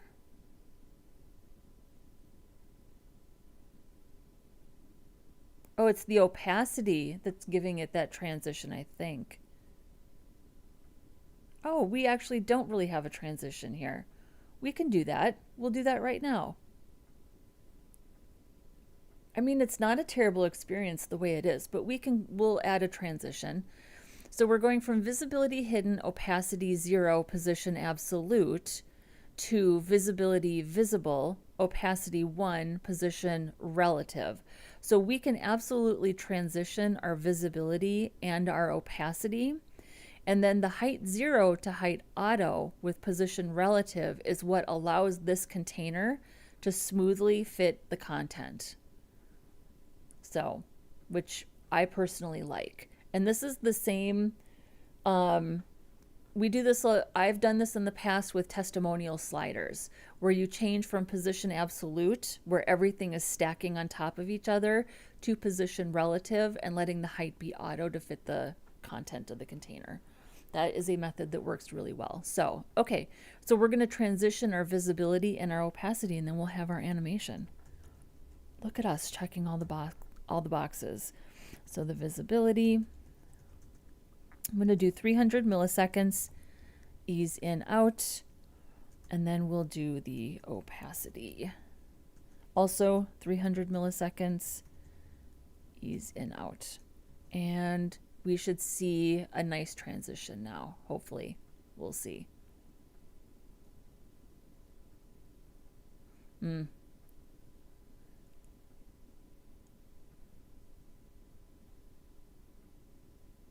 So what's happening is the padding. I ran into this on the accordions also. So let's adjust that padding a little bit. And what's happening is this right here. And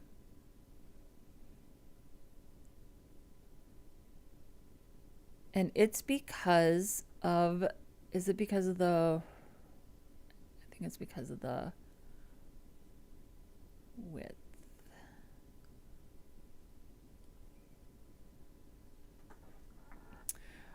Yes, the rubber duck method never fails. I totally agree.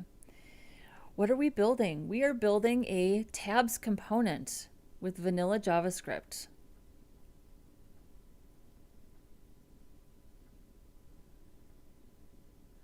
So it's either the padding or the width. I think it's the padding that's jumping around. So hang on, I just did this.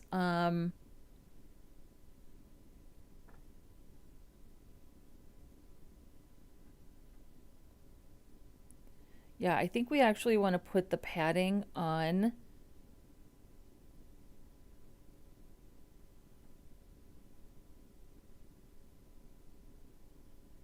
the item, not the panel, and I think that'll take care of that. So I think we want to put the padding here instead.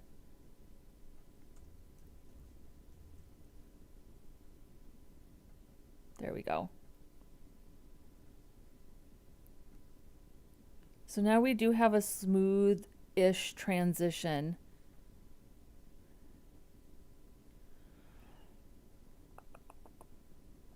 We do have a smooth transition.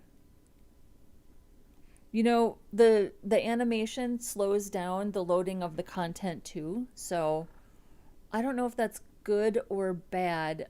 I feel like we could maybe, to cover that up,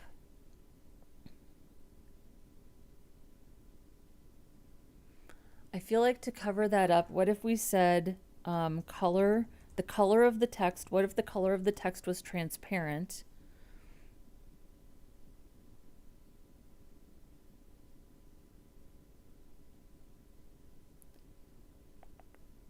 And then the color, and then we go back to white.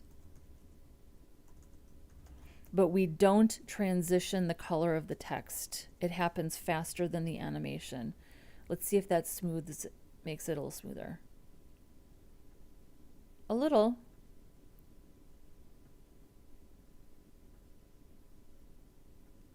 Yeah, that does smooth it out a little tiny bit. So the text is transparent, but when we transition, we don't transition the text. We let that happen quickly, and then we get the extra timing. Yeah, it's not perfect. It's not perfect, but this is what we're going to do. And you know what? If you want to practice and see if you can find a better method, you should do it. You should. This is the way I'm going to do it, and I'm good with it. So now we have an animated panel transition. Okay, keyboard events. Let's see how involved these keyboard events are. I kind of feel like we need to have some accessibility considerations here. So let's close these. Let's ask ChatGPT. Okay. For the tabs panel, what is this? The tabs component 30 Days of JS challenge. What is the expected keyboard arrows question mark behavior of tabs? Good question. Tabs are one of those components where accessibility expectations are pretty well defined. And if you follow them, your UI just feels right. You're basically aiming to match the aria tabs pattern from W3C. Here's the behavior that matters in practice. Core keyboard behavior, what users expect. The tab key moving through the page. Tab moves focus into the tab list. Focus should land on the active tab, not the first tab unless it's active. Okay, so we already have that. Focus should land on the active tab. So that's done. Arrow keys. This is the big one. When focus is on a tab, arrow right moves to the next tab. Arrow left moves to the previous tab. Optional but recommended. Home, you jump to the first tab. End, you jump to the last tab. Two patterns here. Pattern A, recommended for your use case. Arrow keys move the arrow keys move focus and activate the tab. Content updates immediately. Pattern B, arrow keys move focus only. Enter or space activates the tab. For your 30 days style project, pattern A is the better choice. Simpler, fewer steps, feels responsive. Number 3, enter or the space bar. Only needed if you choose pattern B. Okay. Focus and state rules. Don't skip this. This is where most implementations fall apart. Each tab should have a role. Aria-selected for the active tab, false if inactive. Tab index 0, active tab. Tab index -1, inactive tabs. Only the active tab is in the natural tab order. So the panel should have role tab panel, aria labeled by tab ID. Behavior summary. When the user presses the arrow key, move focus to the next tab, update the active tab, update the aria selected, update the tab index, show the corresponding panel. That's it. No extra ceremony. What not to do. Don't let all tabs be tabbable. Like index 0 on all. Don't require mouse to switch tabs. Don't trap focus inside the tab list. Don't ignore arrow keys. Practical recommendation, keep it tight. Arrow keys equals move and activate. Manage aria selected and tab index. Toggle panels with a class, active or hidden. So we've already done like a good 2/3 of this. You don't need to over-engineer this. If it works cleanly with the keyboard and screen reader semantics, you've nailed it. If you want a quick gut check, can someone sit on the tab list and fully navigate tabs without touching a mouse? So we've done most of this. Okay, so I've done most of this, but the tab list only works with the keyboard, only works with the keyboard tab key, not arrows. Good, that means your structure is solid. You're just missing the keyboard event layer. Right now, tab works because the browser handles focus naturally. Arrow keys don't do anything unless you wire them up. What you need to add a key down listener on each tab. At a high level, listen for arrow right, arrow left. Figure out the next index. Move, focus, activate that tab. Minimal implementation fits your style. Okay, so we're going to walk through this.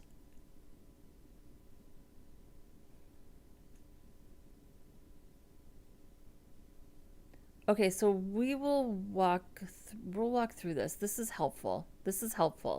I said I wanted to avoid copying and pasting code blocks from ChatGPT, but I'm going to take the assist here and we're going to go through this together.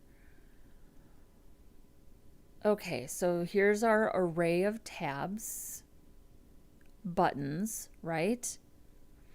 So as long as we can activate the button, we are activating the panel, right? So tabs for each tab and index. Tab, add event listener, key down. Let the new index be the index, okay. If the event key is right arrow, then the new index equals the index plus 1. And this is like the remainder tab's length. If the event key equals left arrow, then it's the new index equals the index minus 1 plus the tab lengths, remainder tab length. if the new index does not equal the index, prevent default, tabs, new index focus, activate tab. Oh, this is a little bit beyond. So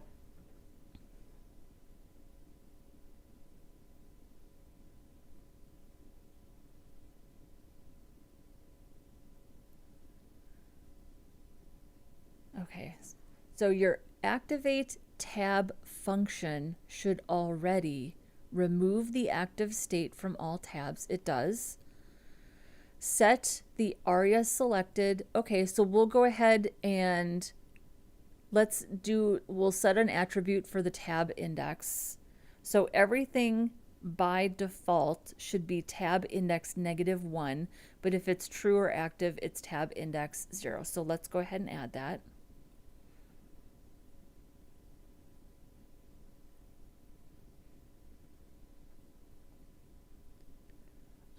Do we have tab index here? No. So we'll just do tab index, and it's supposed to be -1 by default. Okay.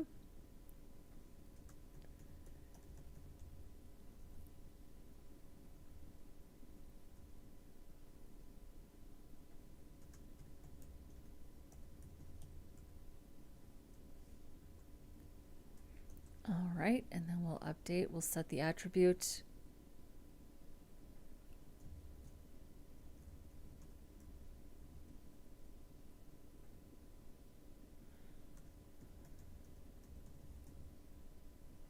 We're going to set this to 0 if it's active, right?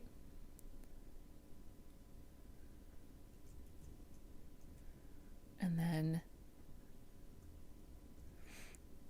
if it's inactive, it should be -1.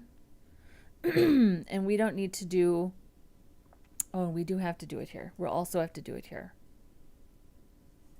All right, so let's check and see if that works. So we're just checking on the buttons.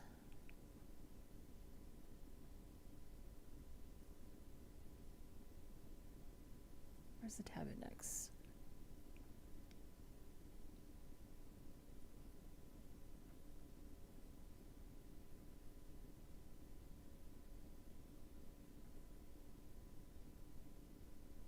Wait, I can't see it. Did I do something?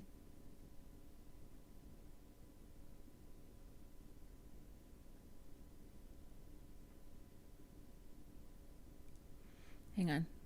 Something's not right here. Oh, this right here.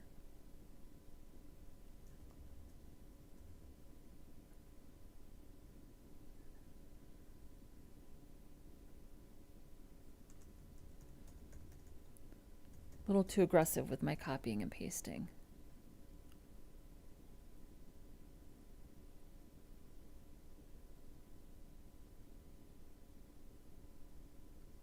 Wait, what just happened? And I accidentally deleted that. Okay.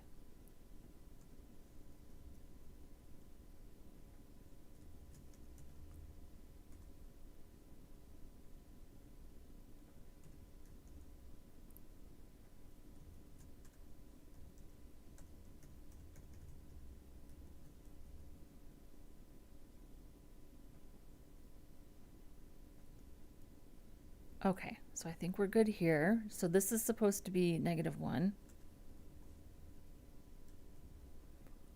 So this is set to 0 if it's true, -1 if it's false, and then 0 when clicked.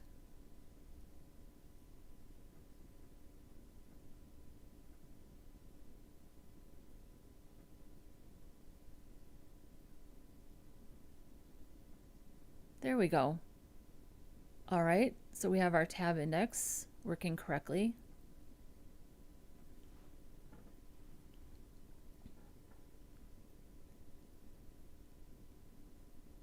All right. We love it. What's next? Okay, if that part, yep, don't, okay, yep, we're good, we're good, we're good. 2 common mistakes: focus moves, but nothing changes. You forgot to call your activation logic after focus. Page scrolls when pressing arrows. Okay, yeah, we have to make sure that the tab that we're looking at also gets focus. I'm going to do that afterwards. I want to get the arrows working first. Okay, optional, worth adding, very small effort, home and end. Okay, we'll add that too.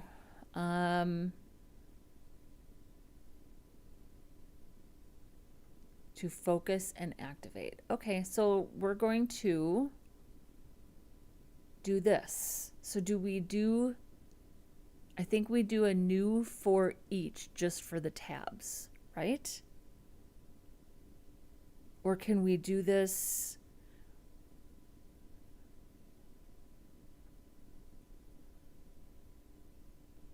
I feel like we should be able to do this right here.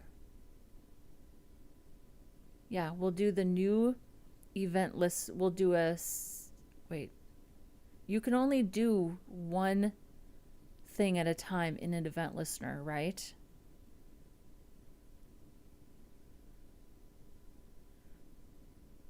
Okay, I'm gonna ask Google a question that I might be the last person to know the answer to. So please bear with me. Can I have more than one event listener at a time? Like click and key down.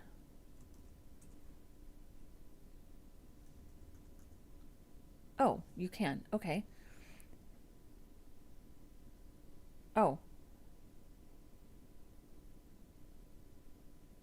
No, that's not what I meant. I meant...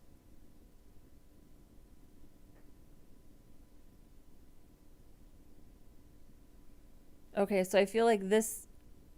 Oh. Oh, right here. This is what I meant. Using a loop for multiple events. Click, key down, touch start. Because we want the key down to also do this, right? So then we're going to add another loop.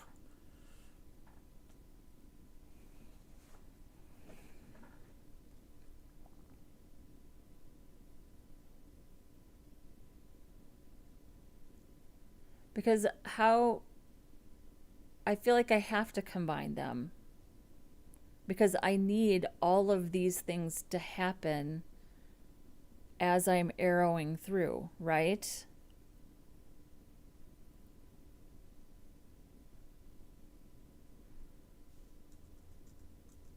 Okay, I have to think about this.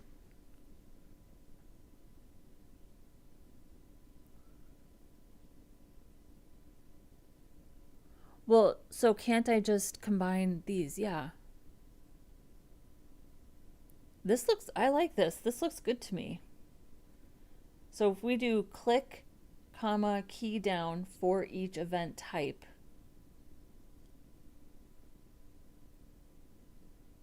And then event type. I don't need the handle action.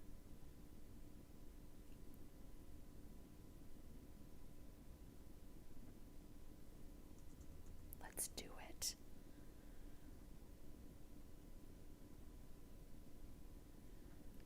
I'm just gonna copy this just so I have it as a reference right here.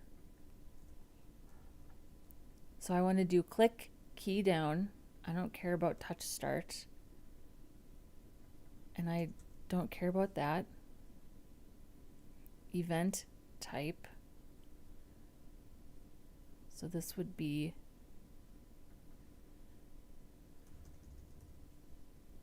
button.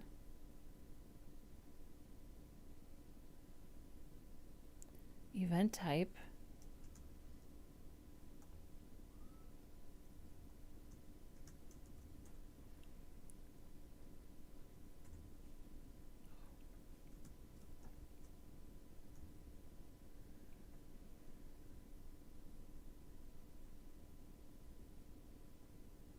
I'm going to take this. Let's see if this works.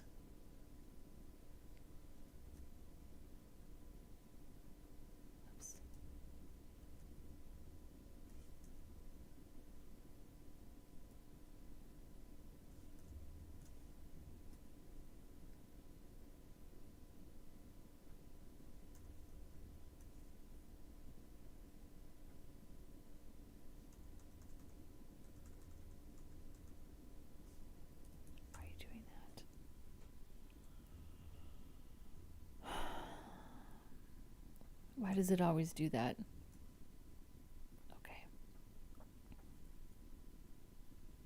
So now we're getting the click and the key down for the event listener. Now we should be able to just go ahead and add the key down logic, right? In addition to everything that we have in here. But let's make sure that the click at least works, because we haven't defined the key down yet. I mean, doesn't hurt to try, right?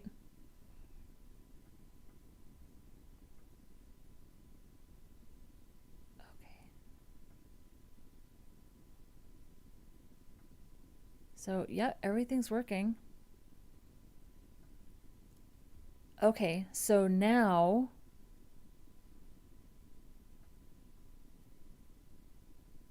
since we're doing the click first, I'll leave the click at the top. So while we're still inside the event listener, now I'm going to put the key down logic. And I'm not going to copy and paste, but I'm going to type it out. So let's set this up here. Let me, and also, but okay, so before we do this next part, I'll just say hello. I think there's someone in the chat. Any advice? I am currently learning CSS and I think I will do Tailwind next before JavaScript. I'm using Free Code Camp. So my advice is always project-based learning. Yeah, 1 second. 1 moment, please.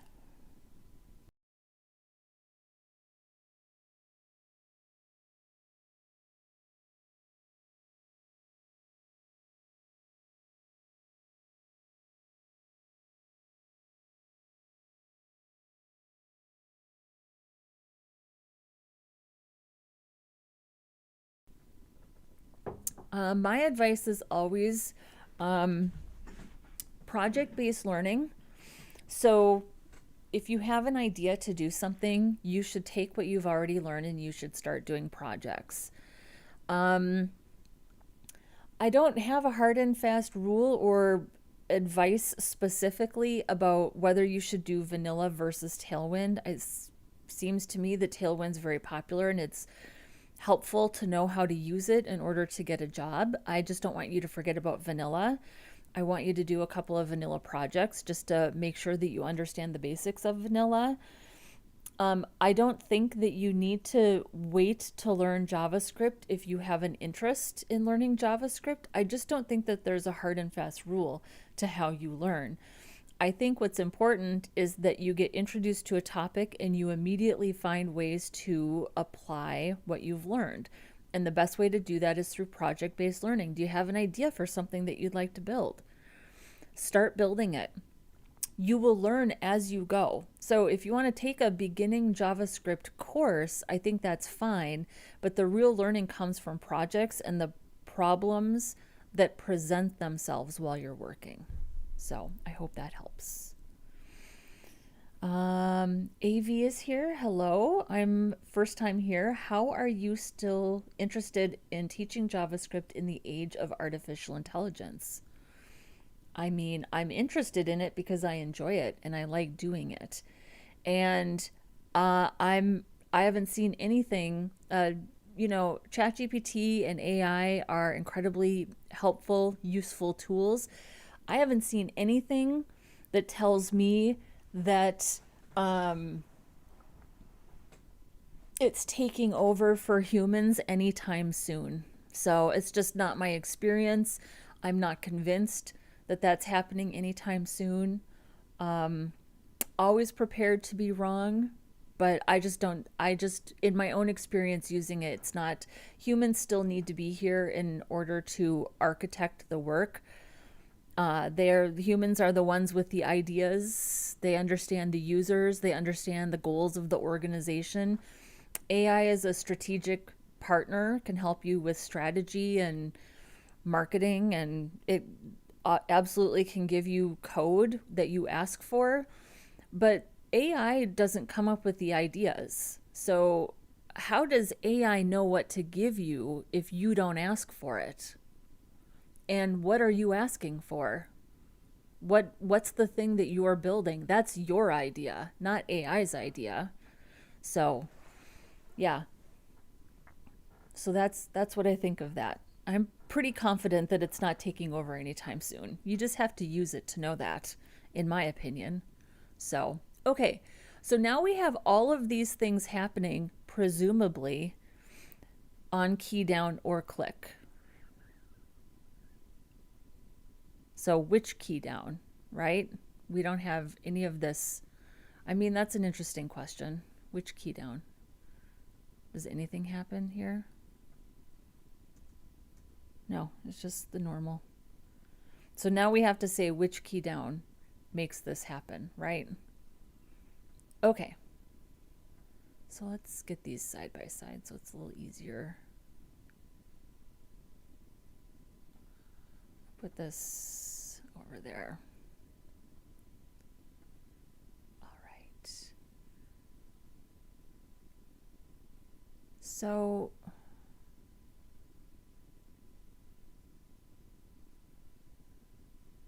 we also need to add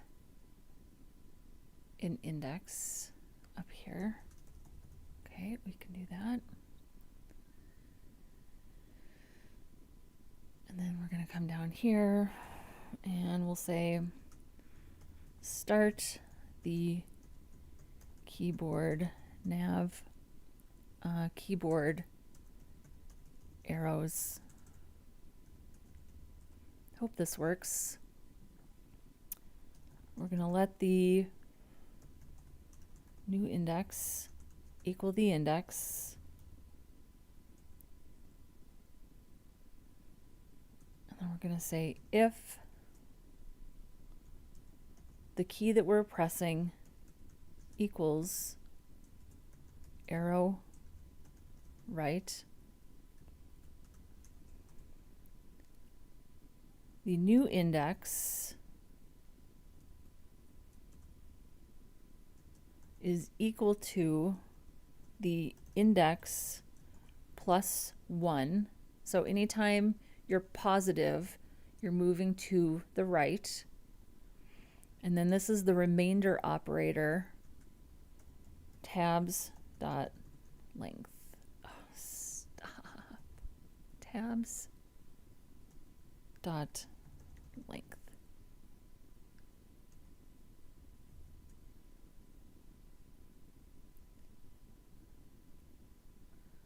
So the new index is the index plus 1,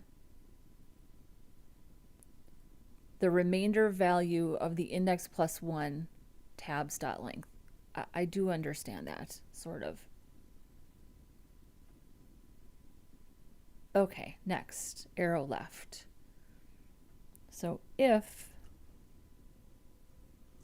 the event key equals arrow left, the new index is equal to the index minus 1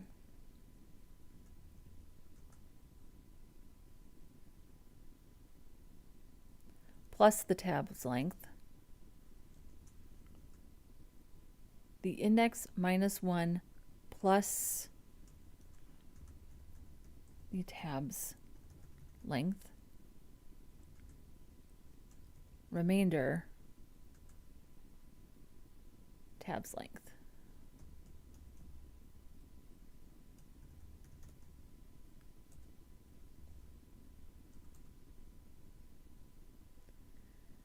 And then if the new index does not equal the index, event prevent default. If the new index does not equal the index,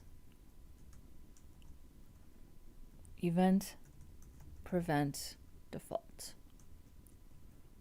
which is a method. Okay, and what else are we doing here?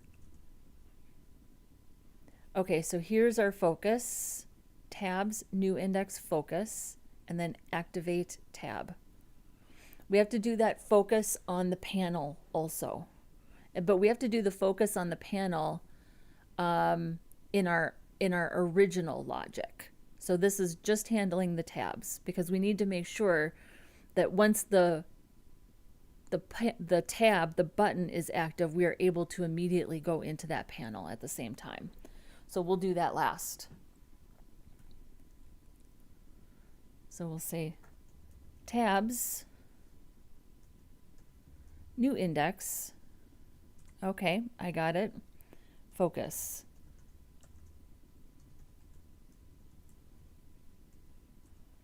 And then we're going to activate tab.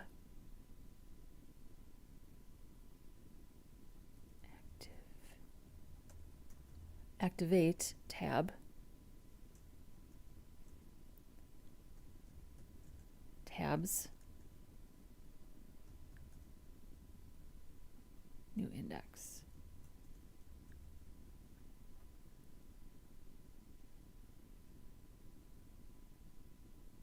Well, we'll see if this works.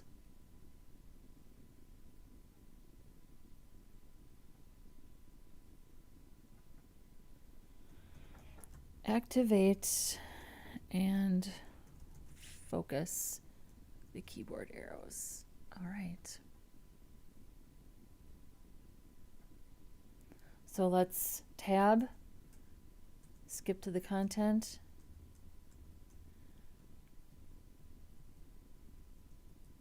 No, I'm not able to arrow through. Although, this got focus. That worked. Hang on. So this got focus into the panel, but it didn't go to the next tab. Okay, what's happening here?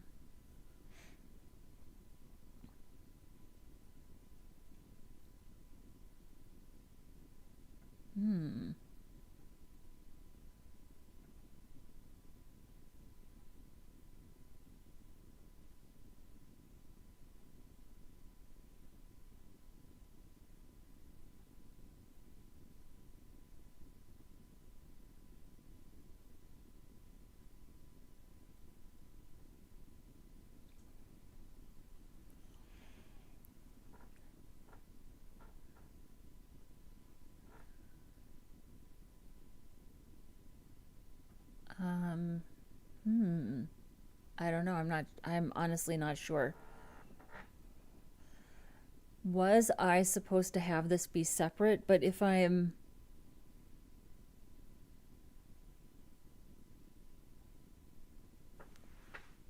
going through, or should this be, does this just all need to come before this?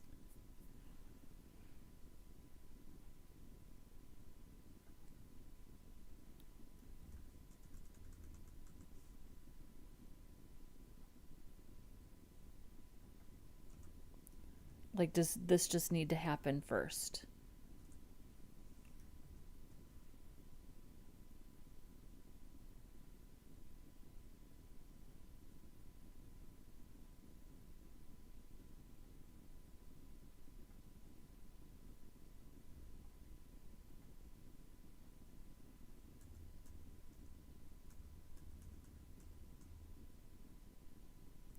Okay, now we're completely skipping over.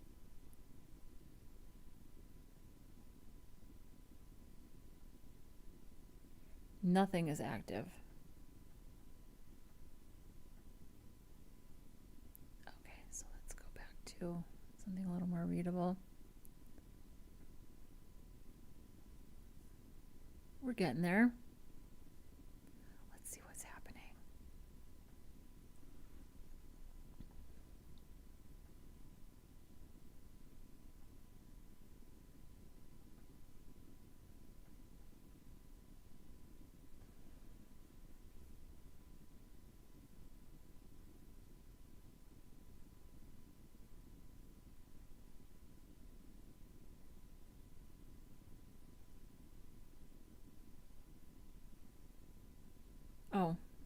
this again.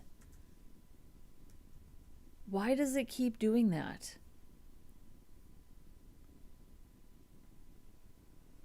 Okay.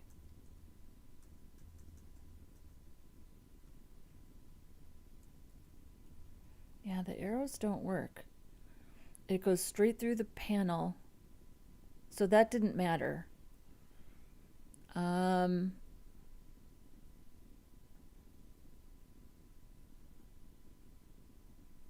So what happens if I'm just clicking?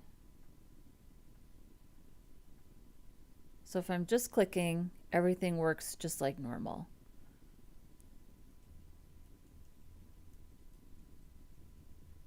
I just can't advance. The arrow keys don't work.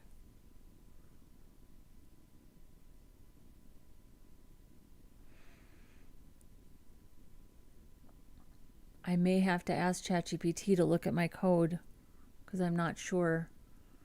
Because I did the thing that I didn't really want to do, which was copy and paste code that I didn't write and didn't understand. So I don't know if this stuff needs to be separate.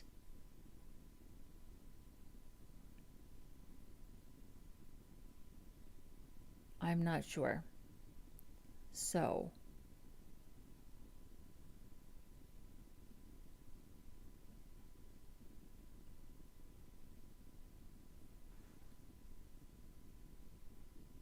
did anything accidentally get deleted? I don't think so. Here's the removing. Here's the adding. That all works. And again, so what happens if we just comment this out? Does the keyboard navigation go back to normal? No. So this doesn't work anymore either. The keyboard navigation doesn't even work correctly anymore.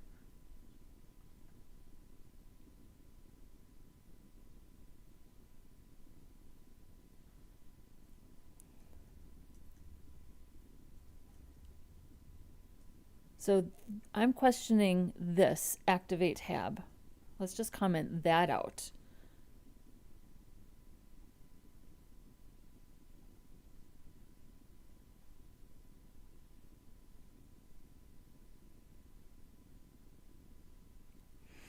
I think that this is wrong. It's supposed to be buttons. I think that's the problem. ChatGPT was calling it tabs and I called it buttons.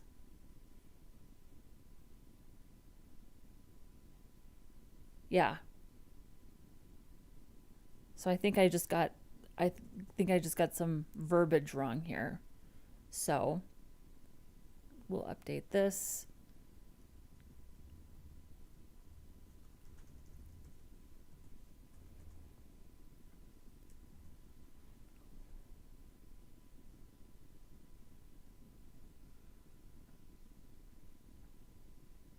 Now let's see if it works. The arrow keys are working.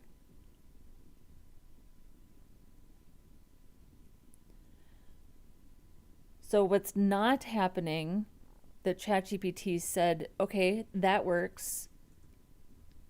That works. You guys, that works. But here's the thing, is that ChatGPT was pretty explicit about the fact that it was pattern A. Arrow keys move, focus, and activate the tab. Pattern B was arrow keys move, focus only, enter or space activates the tab. And it's pattern B is the behavior that's happening.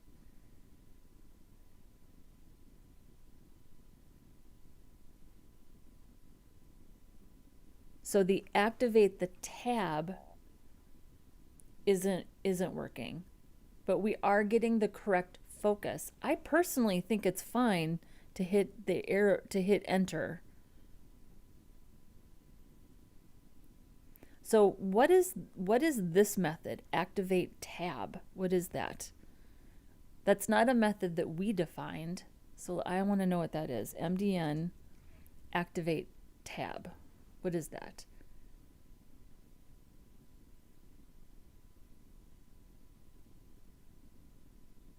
I mean, it's not an official method, so where is that coming from? Do I have it here someplace? Or is that just something that I copied without context?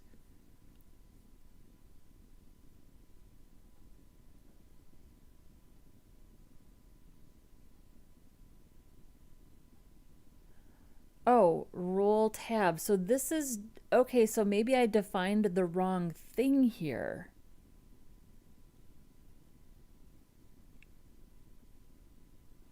I defined the wrong thing here. I defined the buttons.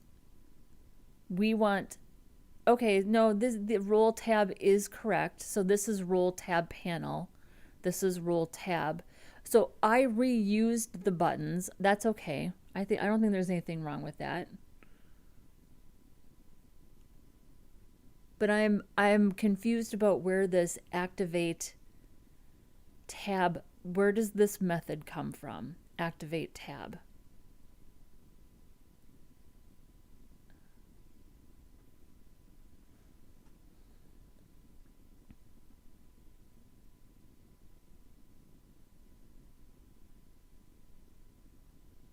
Okay, we're so close. We're so close. And hello, welcome. How are you doing? I'm doing my best. I am doing my best. Oh, did I not scroll past enough? Oh, thank you. Thank you. Okay. So it's making some assumptions about what I do and don't have. So, okay, hang on. Thank you, Caffeine Cowboy, to the rescue. Appreciate you. Okay, your activate tab function should already remove active states from all tabs. Okay, so we don't need that. That's not doing anything. We're already doing all of these things. Two common mistakes. Focus moves, but nothing updates. You forgot to call your activation logic after focus. Now let's go back here. So we don't need this. This isn't doing anything.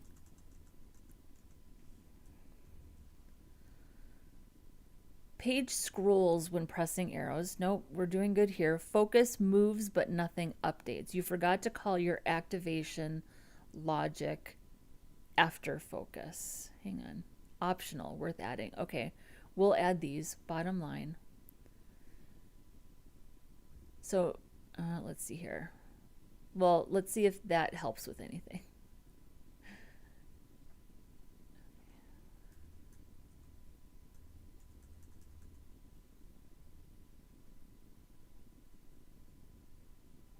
Okay, so that is working. Oh, this is working.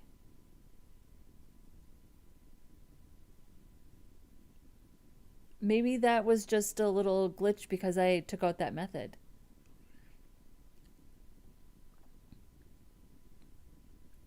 So this is working. Hang on, let's just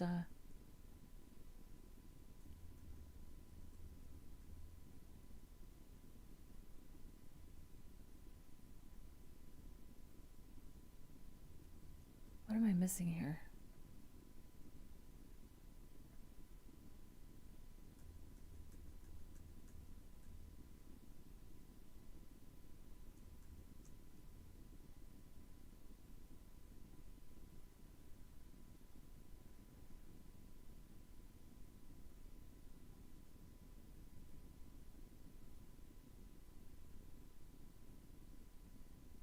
Something's just backwards. Hang on, something's just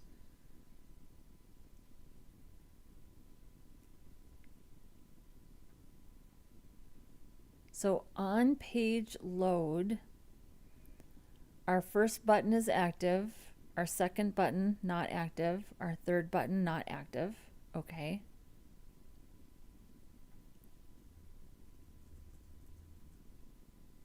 When I arrow to the right,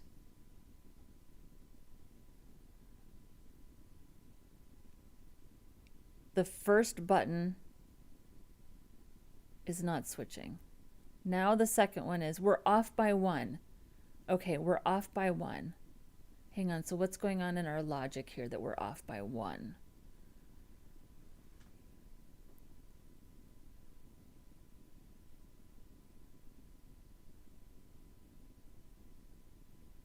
Honestly, not sure because I don't 100% understand the logic. We're so close. We're so close.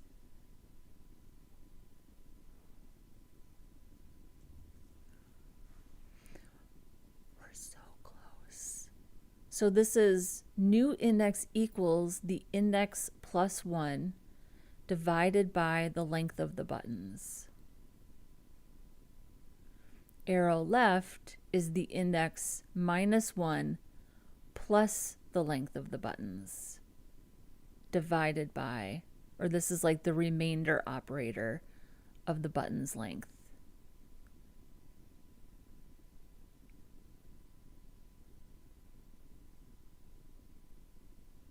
Are we off by 1 because we're doing all of this? So do we not need to, but these are all dependent on, I feel like we're just off by 1 because, but it said to set the active, by default. Okay, your activate tab function should already, okay. I think we're off by 1 because these things need to be in a separate function.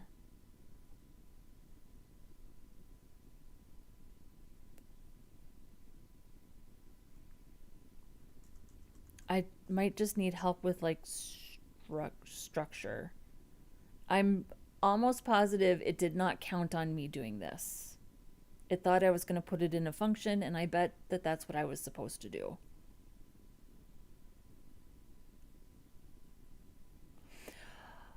Wait, but it has to be also a click event. Should I ask for help with my structure? It's just off by 1.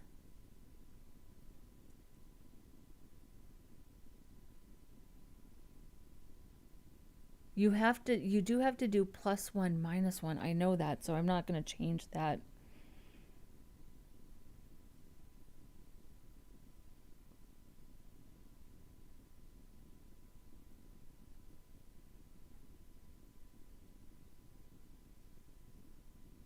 But if all of this is happening at, oh, so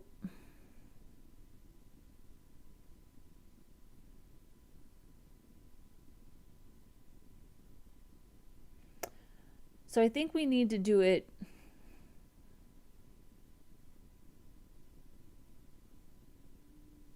twice. So do I need to do this? Okay, here's what I'm going to try. We'll put this in a function. Ugh.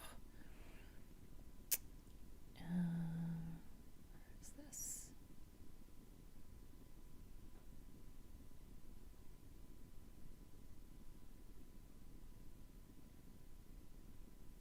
So I'm going to take this right here, and I'll make a function. Function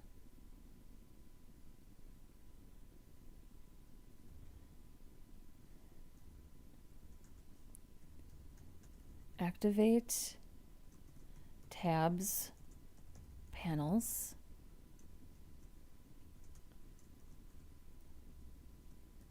Okay, so there's our function.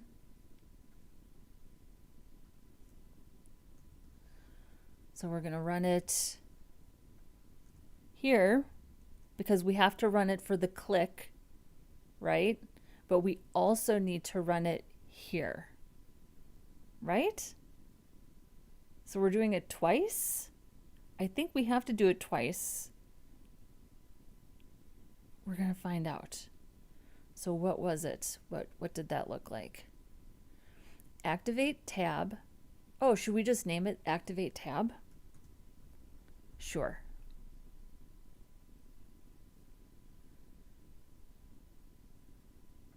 I'm just going to copy this.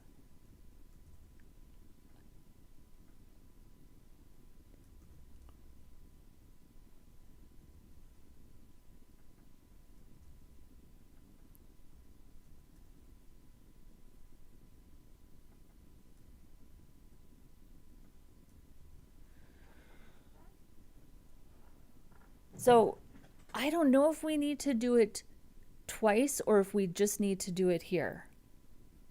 Should we just do it there?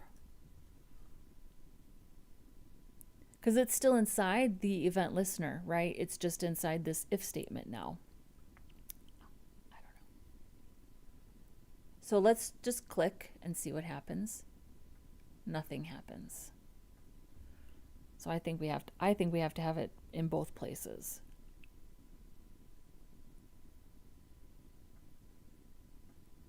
That's broken.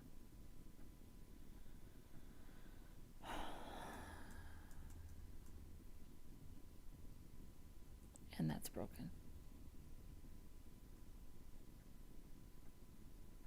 Okay. Oh, because of this. This is supposed to be buttons. That's why.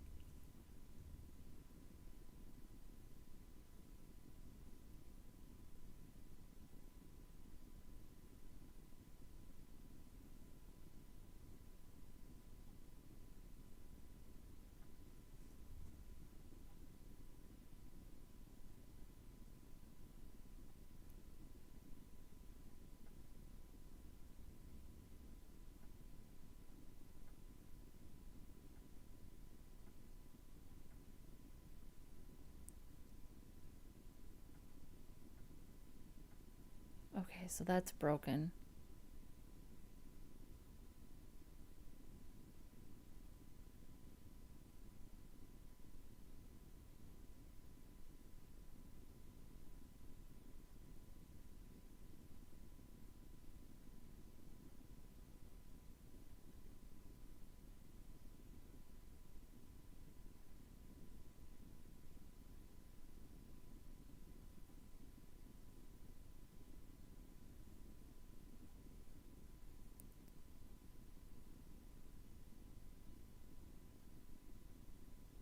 We're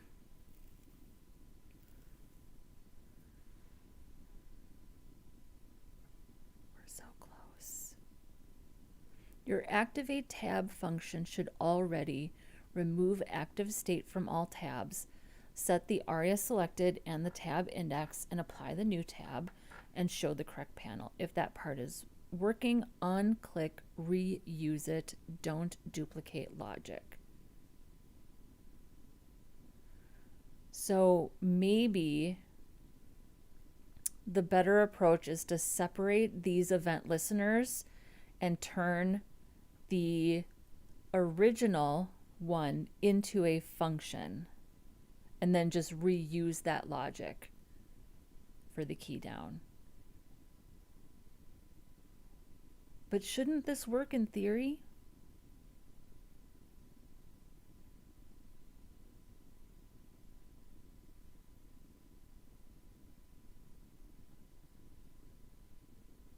Oh, but this doesn't have a callback function, right? So this would just have to have a callback function, right? For this to work.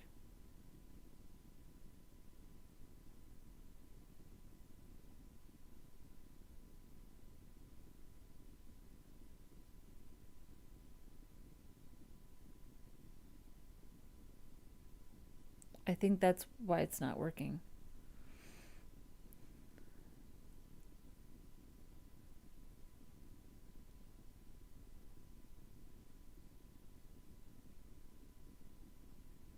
I feel like we should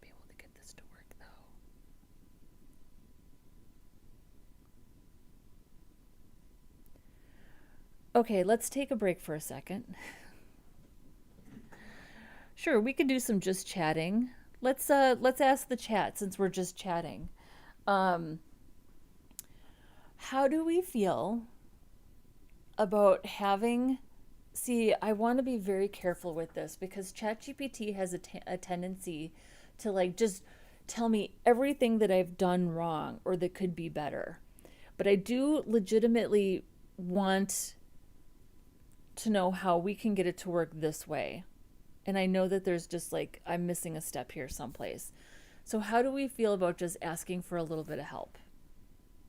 I feel pretty good about it. And I think it's appropriate.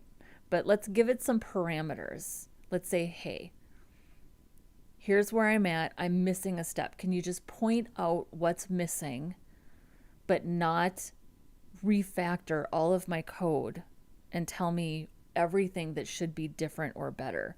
Because I like what I did and I'm comfortable with it. I feel like we're just maybe missing a callback function here.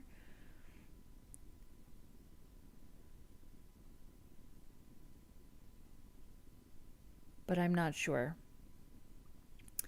So we can be doing just chatting now. If you have questions for me, let me know. I thought that I answered the questions, so I didn't realize I had pending questions. And Malik says it's okay to ask for help. So let's ask for help. We're gonna do it. Okay. I'm so close. Please help me with the final step. I know I'm missing something, but please don't refactor all of my code. I've worked hard on this and I like my solution. But obviously, tell me if there's a terrible flaw or mistake.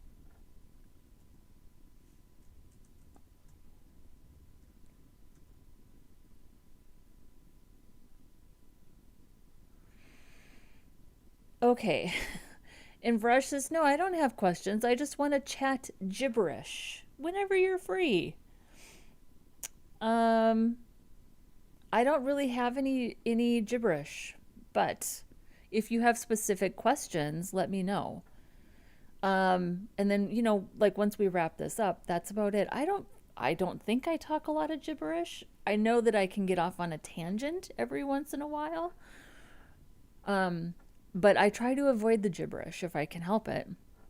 Okay, you are close. The main problem is not your overall approach. It's that your activate tab function is trying to use variables that it does not actually receive. What's broken?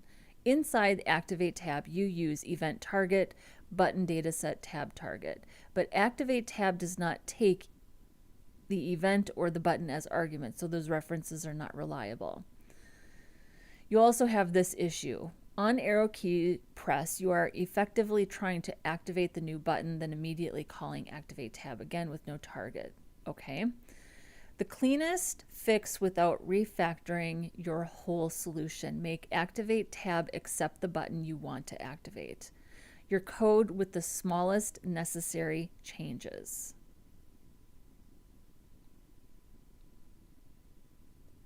So the function needs we just need a callback function here for button.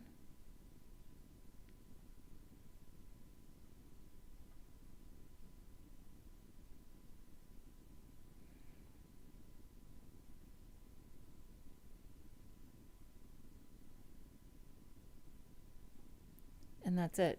Oh, wait. And then if event type, got it. Okay, this makes sense to me. So we need to add a callback. That's a callback function, right?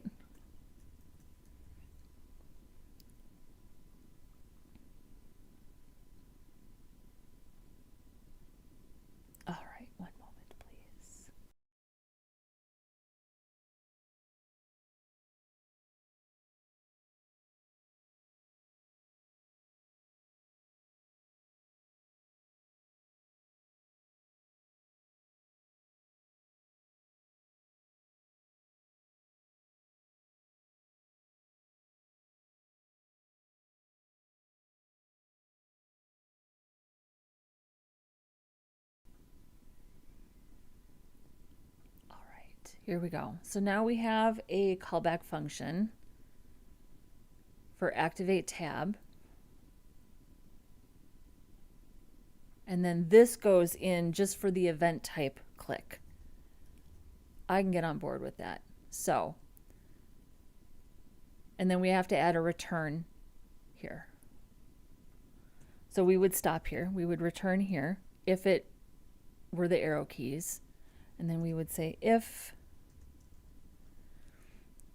event type equals click,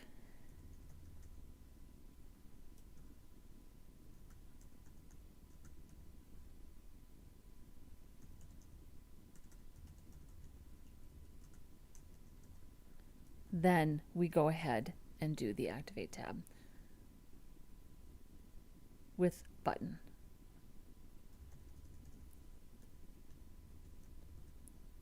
Okay.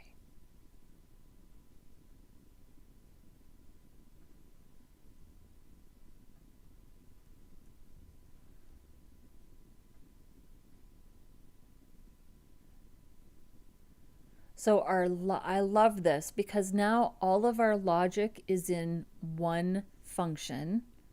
So on page load, we're setting active, aria-selected, tab index, all of that stuff.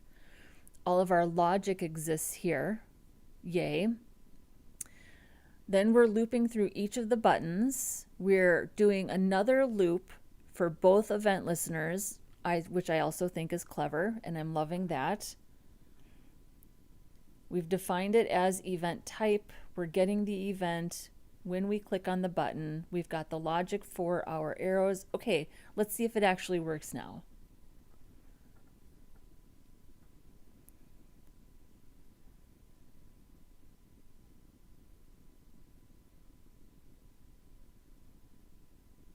The arrow keys activate the correct tab. Instead of relying on event target, you pass buttons new index. Did I miss something here?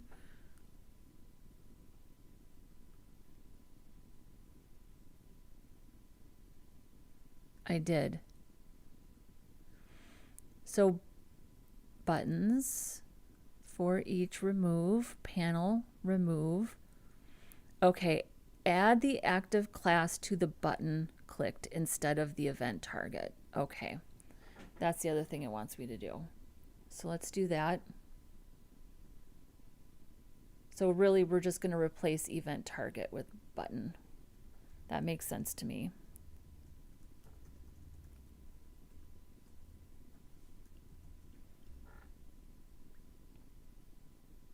And then if the button matches the ID. Okay.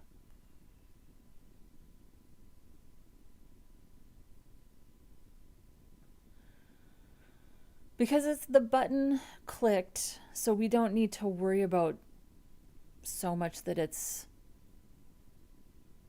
the event target. I got that. Okay, now let's check and see if everything works. So we'll tab. Wow. And then if we have to tab, we just continue right in. So what I don't love about the tabbing though is when you're done tabbing here, shouldn't the focus return back up here? Let's add those home and end buttons also. Let's do that.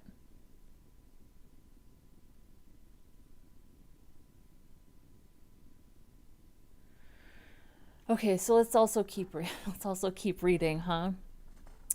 Activate tab button is now explicit. That function knows exactly which tab it should activate. Arrow keys activate the correct tab. Instead of relying on event target, you pass activate tab buttons new index. Got it? You stop the duplicate activation. This line return prevents the old tab from also being activated afterward. Okay, one thing I would call out, this part in your original code, buttons for each, panel for each, remove, isn't a fatal flaw, but it means you remove panel classes once for every button, So if you have 4 buttons, you remove panel classes 4 times. It still works, it's just unnecessary repetition. That's why I moved panels for each outside the buttons for each. That is not a style refactor, it's just a correcting, it is just correcting a logic inefficiency. Oh, I didn't think I catch that. So it moved this.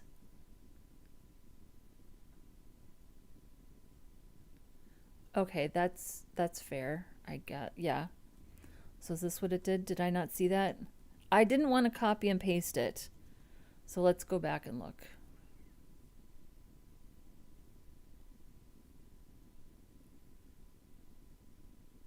Okay, I didn't catch that. Got it? Okay.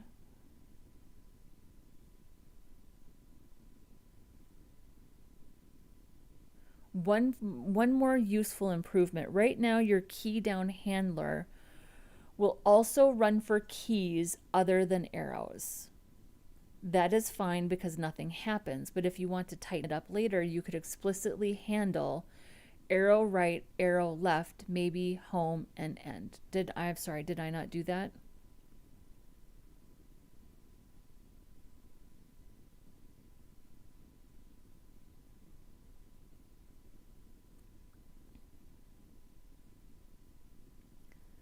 But for this challenge, left and right is enough. Bottom line, your solution is fine. The real issue is just this.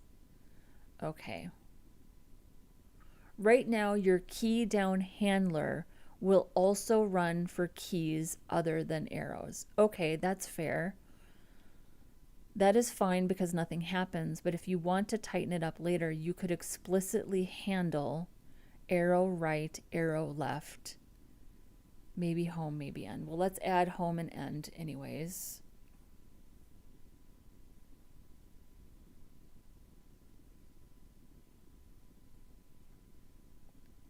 I am going to copy and paste this. I'm going to put it right here. Let's see if that works.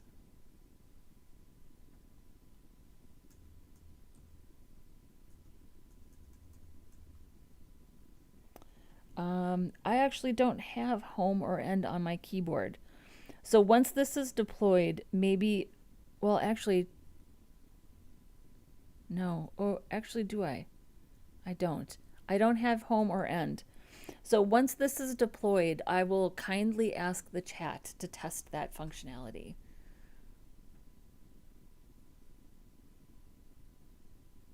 Okay.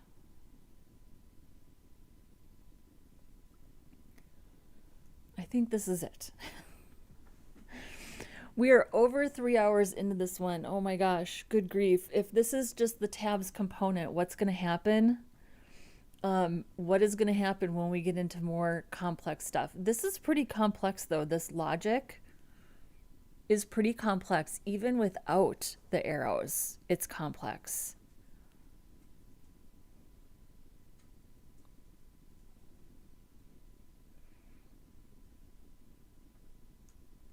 Should we put in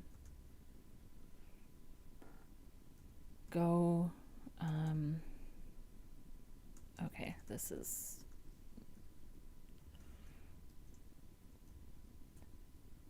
a lot. This is a lot. This was a good exercise though.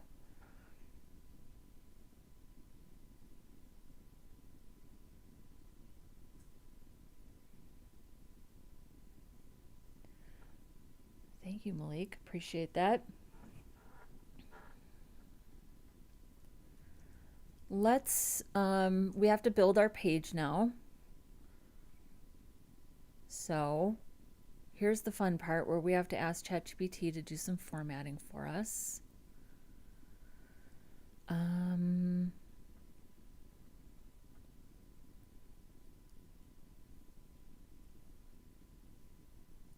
So let's add our section. So we want a section, whoops, class of section, and we'll do an H2 with a secondary heading, and this will be the HTML.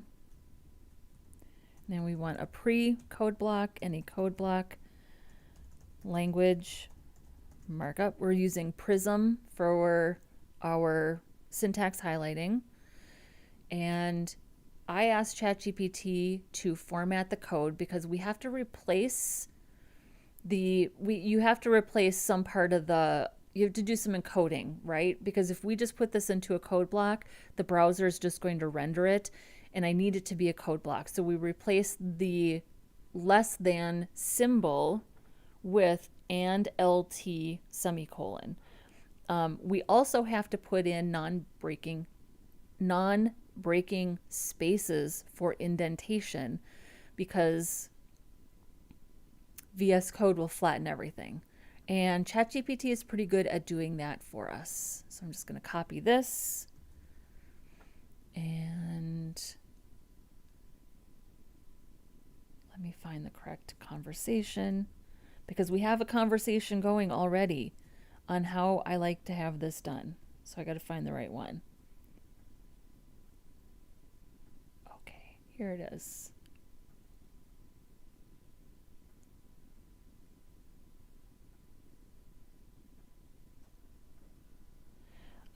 Please format this markup.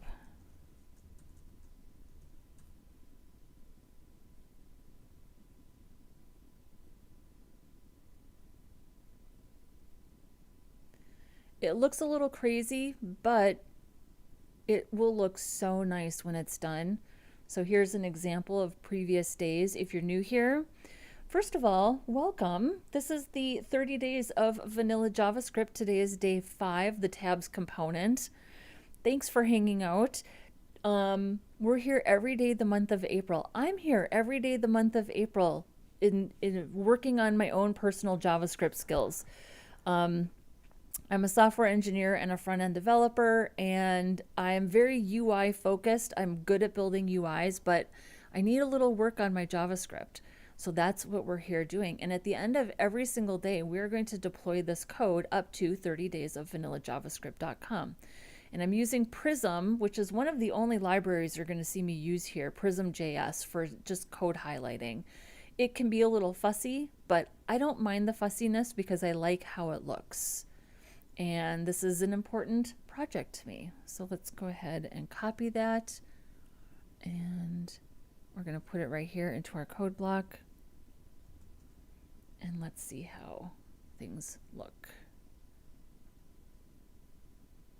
So here's our HTML. Beautiful. Look how nice that is.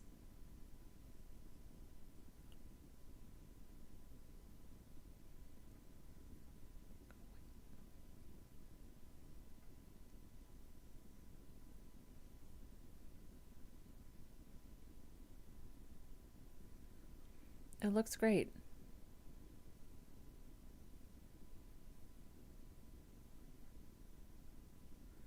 Okay, so now we're going to grab our JavaScript and have it do the formatting for that as well.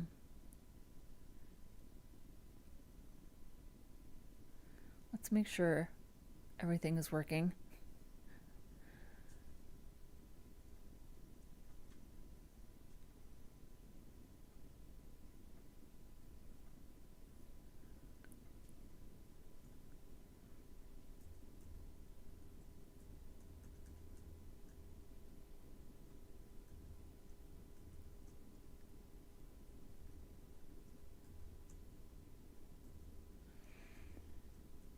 Okay, so everything's working, and I'm gonna copy this into the page, and then I'm going to, well, let's just keep going. Let's just keep going. Okay.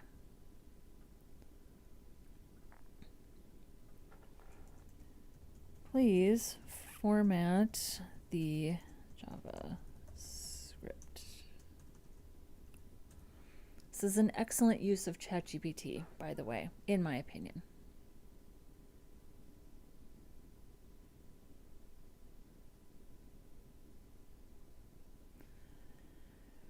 We also have a UI components page, so let's make sure that we get the correct markup copied over to the UI components page. We'll do that while everything's being formatted.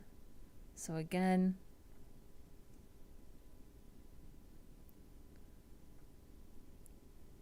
this is what I want right here, this section.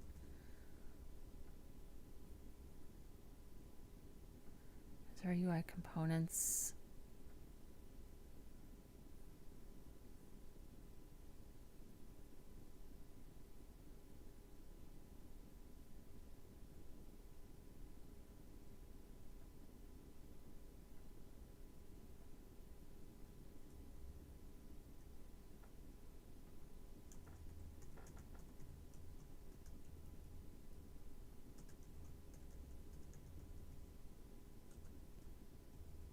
So we should see this working now on both pages.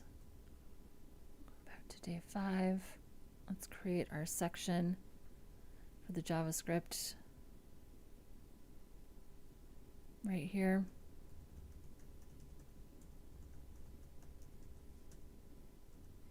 And this is an H2 with the class of secondary heading. This is the JavaScript, and then we have a pre-code block and a code block. I don't know why they do two, excuse me, but they do.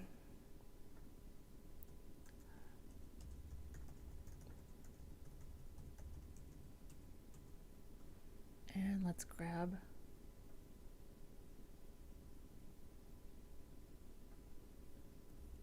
hopefully it's right.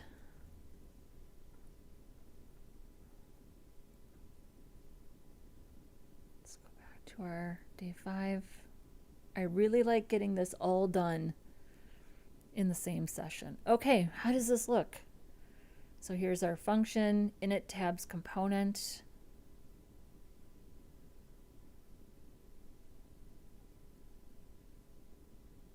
Here's our activate tab function. I love our logic. I really, really do. It was worth it. It was worth the struggle session.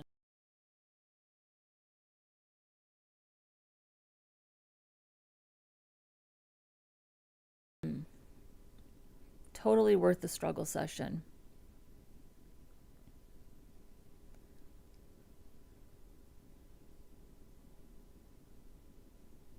Yeah, everything looks right.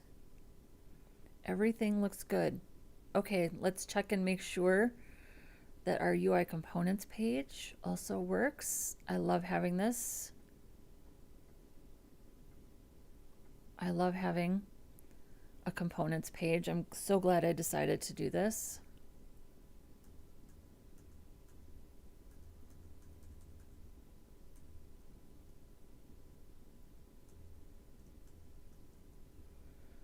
There it is. Nice. Okay, so let's go ahead and get this deployed. We're gonna deploy this via FileZilla.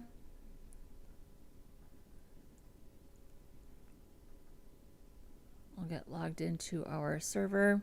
30 days of vanilla JavaScript. I wish I could make this bigger. I cannot. I've tried. It's just tiny. I have no idea. I honestly have no idea how to make it bigger.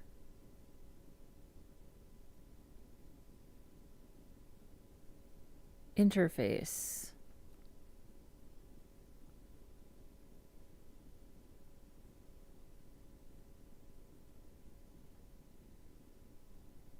Scale factor.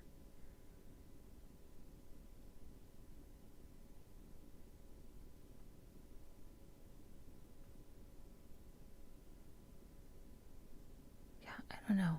I have no idea. I don't know. Okay, so we need to update our components.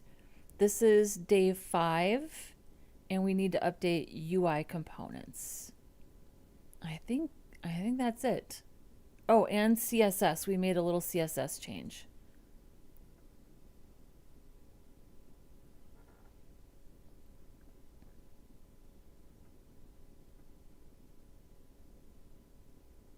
right.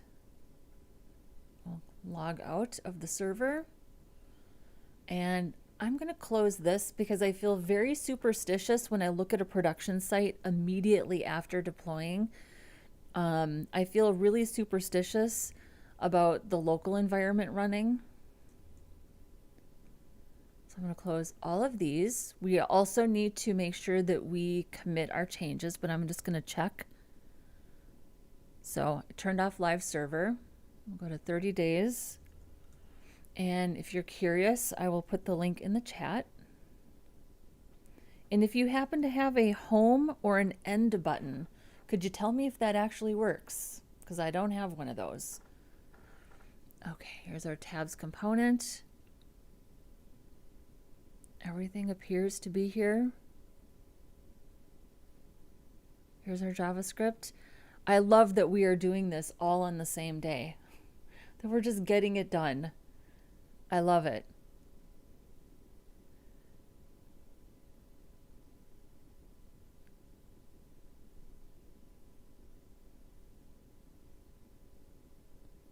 So let's make sure that this works.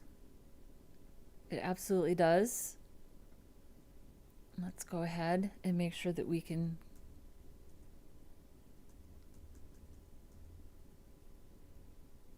that works.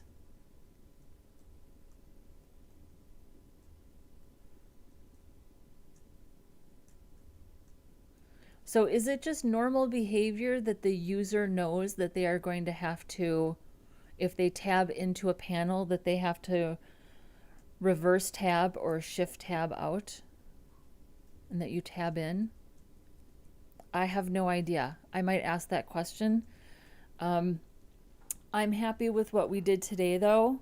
I mean, we went way over time. We're at 3 hours and 20 minutes, but my goodness. 3 hours and 20 minutes. Think about if this was your workday and your task was to make an accordion without a framework, and you got it done. You got it done in 3 hours. You got it done in a morning, in an afternoon. You got it done before lunchtime. From scratch, no frameworks, reading documentation, asking good questions from AI and ChatGPT. This is time well spent. This is time well spent. We're learning, we're reading, we're problem solving. We're using AI in a way where we're getting help without just blindly copying and pasting. Okay, we copied a couple of things we weren't quite sure about, but we mostly understand what's going on, right? I love it. I could not be happier. So, Saeed is here. Hello. Welcome. Thanks for coming to say hi. Everybody, I think that's it for today. So tomorrow we're going to work on the toast notification system. So what does that entail? What's our homework for tonight? So we're going to be creating elements, injecting content, timers, removing DOM nodes. I feel like we are absolutely up for this. Our MDN prepped. If you are interested and you want to take a look, this is what ChatGPT told us to take a look at. I feel like we can totally handle this. God help us. Today was a very complex one, so it would be nice if tomorrow was an easy one. I really tried to make this so it was we could trade off. Every day didn't have to be filled with lots of logic and drama, right?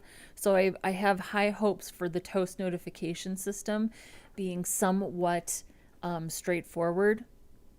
I'm not sure about the filterable list. I have no idea. Looks aggressive and complicated to me. I already know that the theme toggle and caching data is going to be a-okay because we have already done that. We already did that on the responsive. Hello, Angela. Responsive video gallery.com. We already did this. So I'm just here to tell you we are not going to reinvent that wheel. And I think that that is going to be the theme toggle and caching. There's going to be a little more CSS that day, but it's still really good because this is something where the choice is remembered. So we're going to be doing, I think it's like the local storage session to remember that choice. So if you set this to dark, it's light by default, but if you set it to dark and come back, it'll remember your selection. As long as you're not clearing your cookies, right? So I feel like we have a good progression of tasks where they sort of trade off. Sometimes they're a little more complex, sometimes they're a little easier. So I'm happy with that. And Caffeine Cowboy says, logic puzzles are what's fun about JavaScript. Nice struggle session. Thank you. I appreciate that. It is fun. It's frustrating, but it's mostly fun. It's the frustration is worth it because of the satisfaction that I get from getting it figured out. And I'm absolutely fine getting help from ChatGPT, but it takes some practice to know how to ask for help without just being spoon-fed something. So it takes some practice, and you're only going to figure out the right balance if you're actually doing it. And listen, there's nothing, if you are at work or you're doing client work and you're in a crunch and you need to get shit done and you don't have time to F around with this logic, for the love of everything holy, copy and paste the code, get it working, and move on with your day. There's nothing wrong with that either. But the point of this here, what we're doing right now, is to learn and understand. That's why it's a struggle session, because I want to learn it. I want to understand it. So with that being said, we had a great crowd today. Thank you to everybody who came to hang out in the chat. Appreciate you all. Do me a favor if you haven't yet. Would you be so kind as to like this video and subscribe if you're not already? I would appreciate it. I'll be back tomorrow because this is the 30 days of vanilla JavaScript. Everybody, have a great rest of your day wherever you are. I love all you fine people. Bye-bye.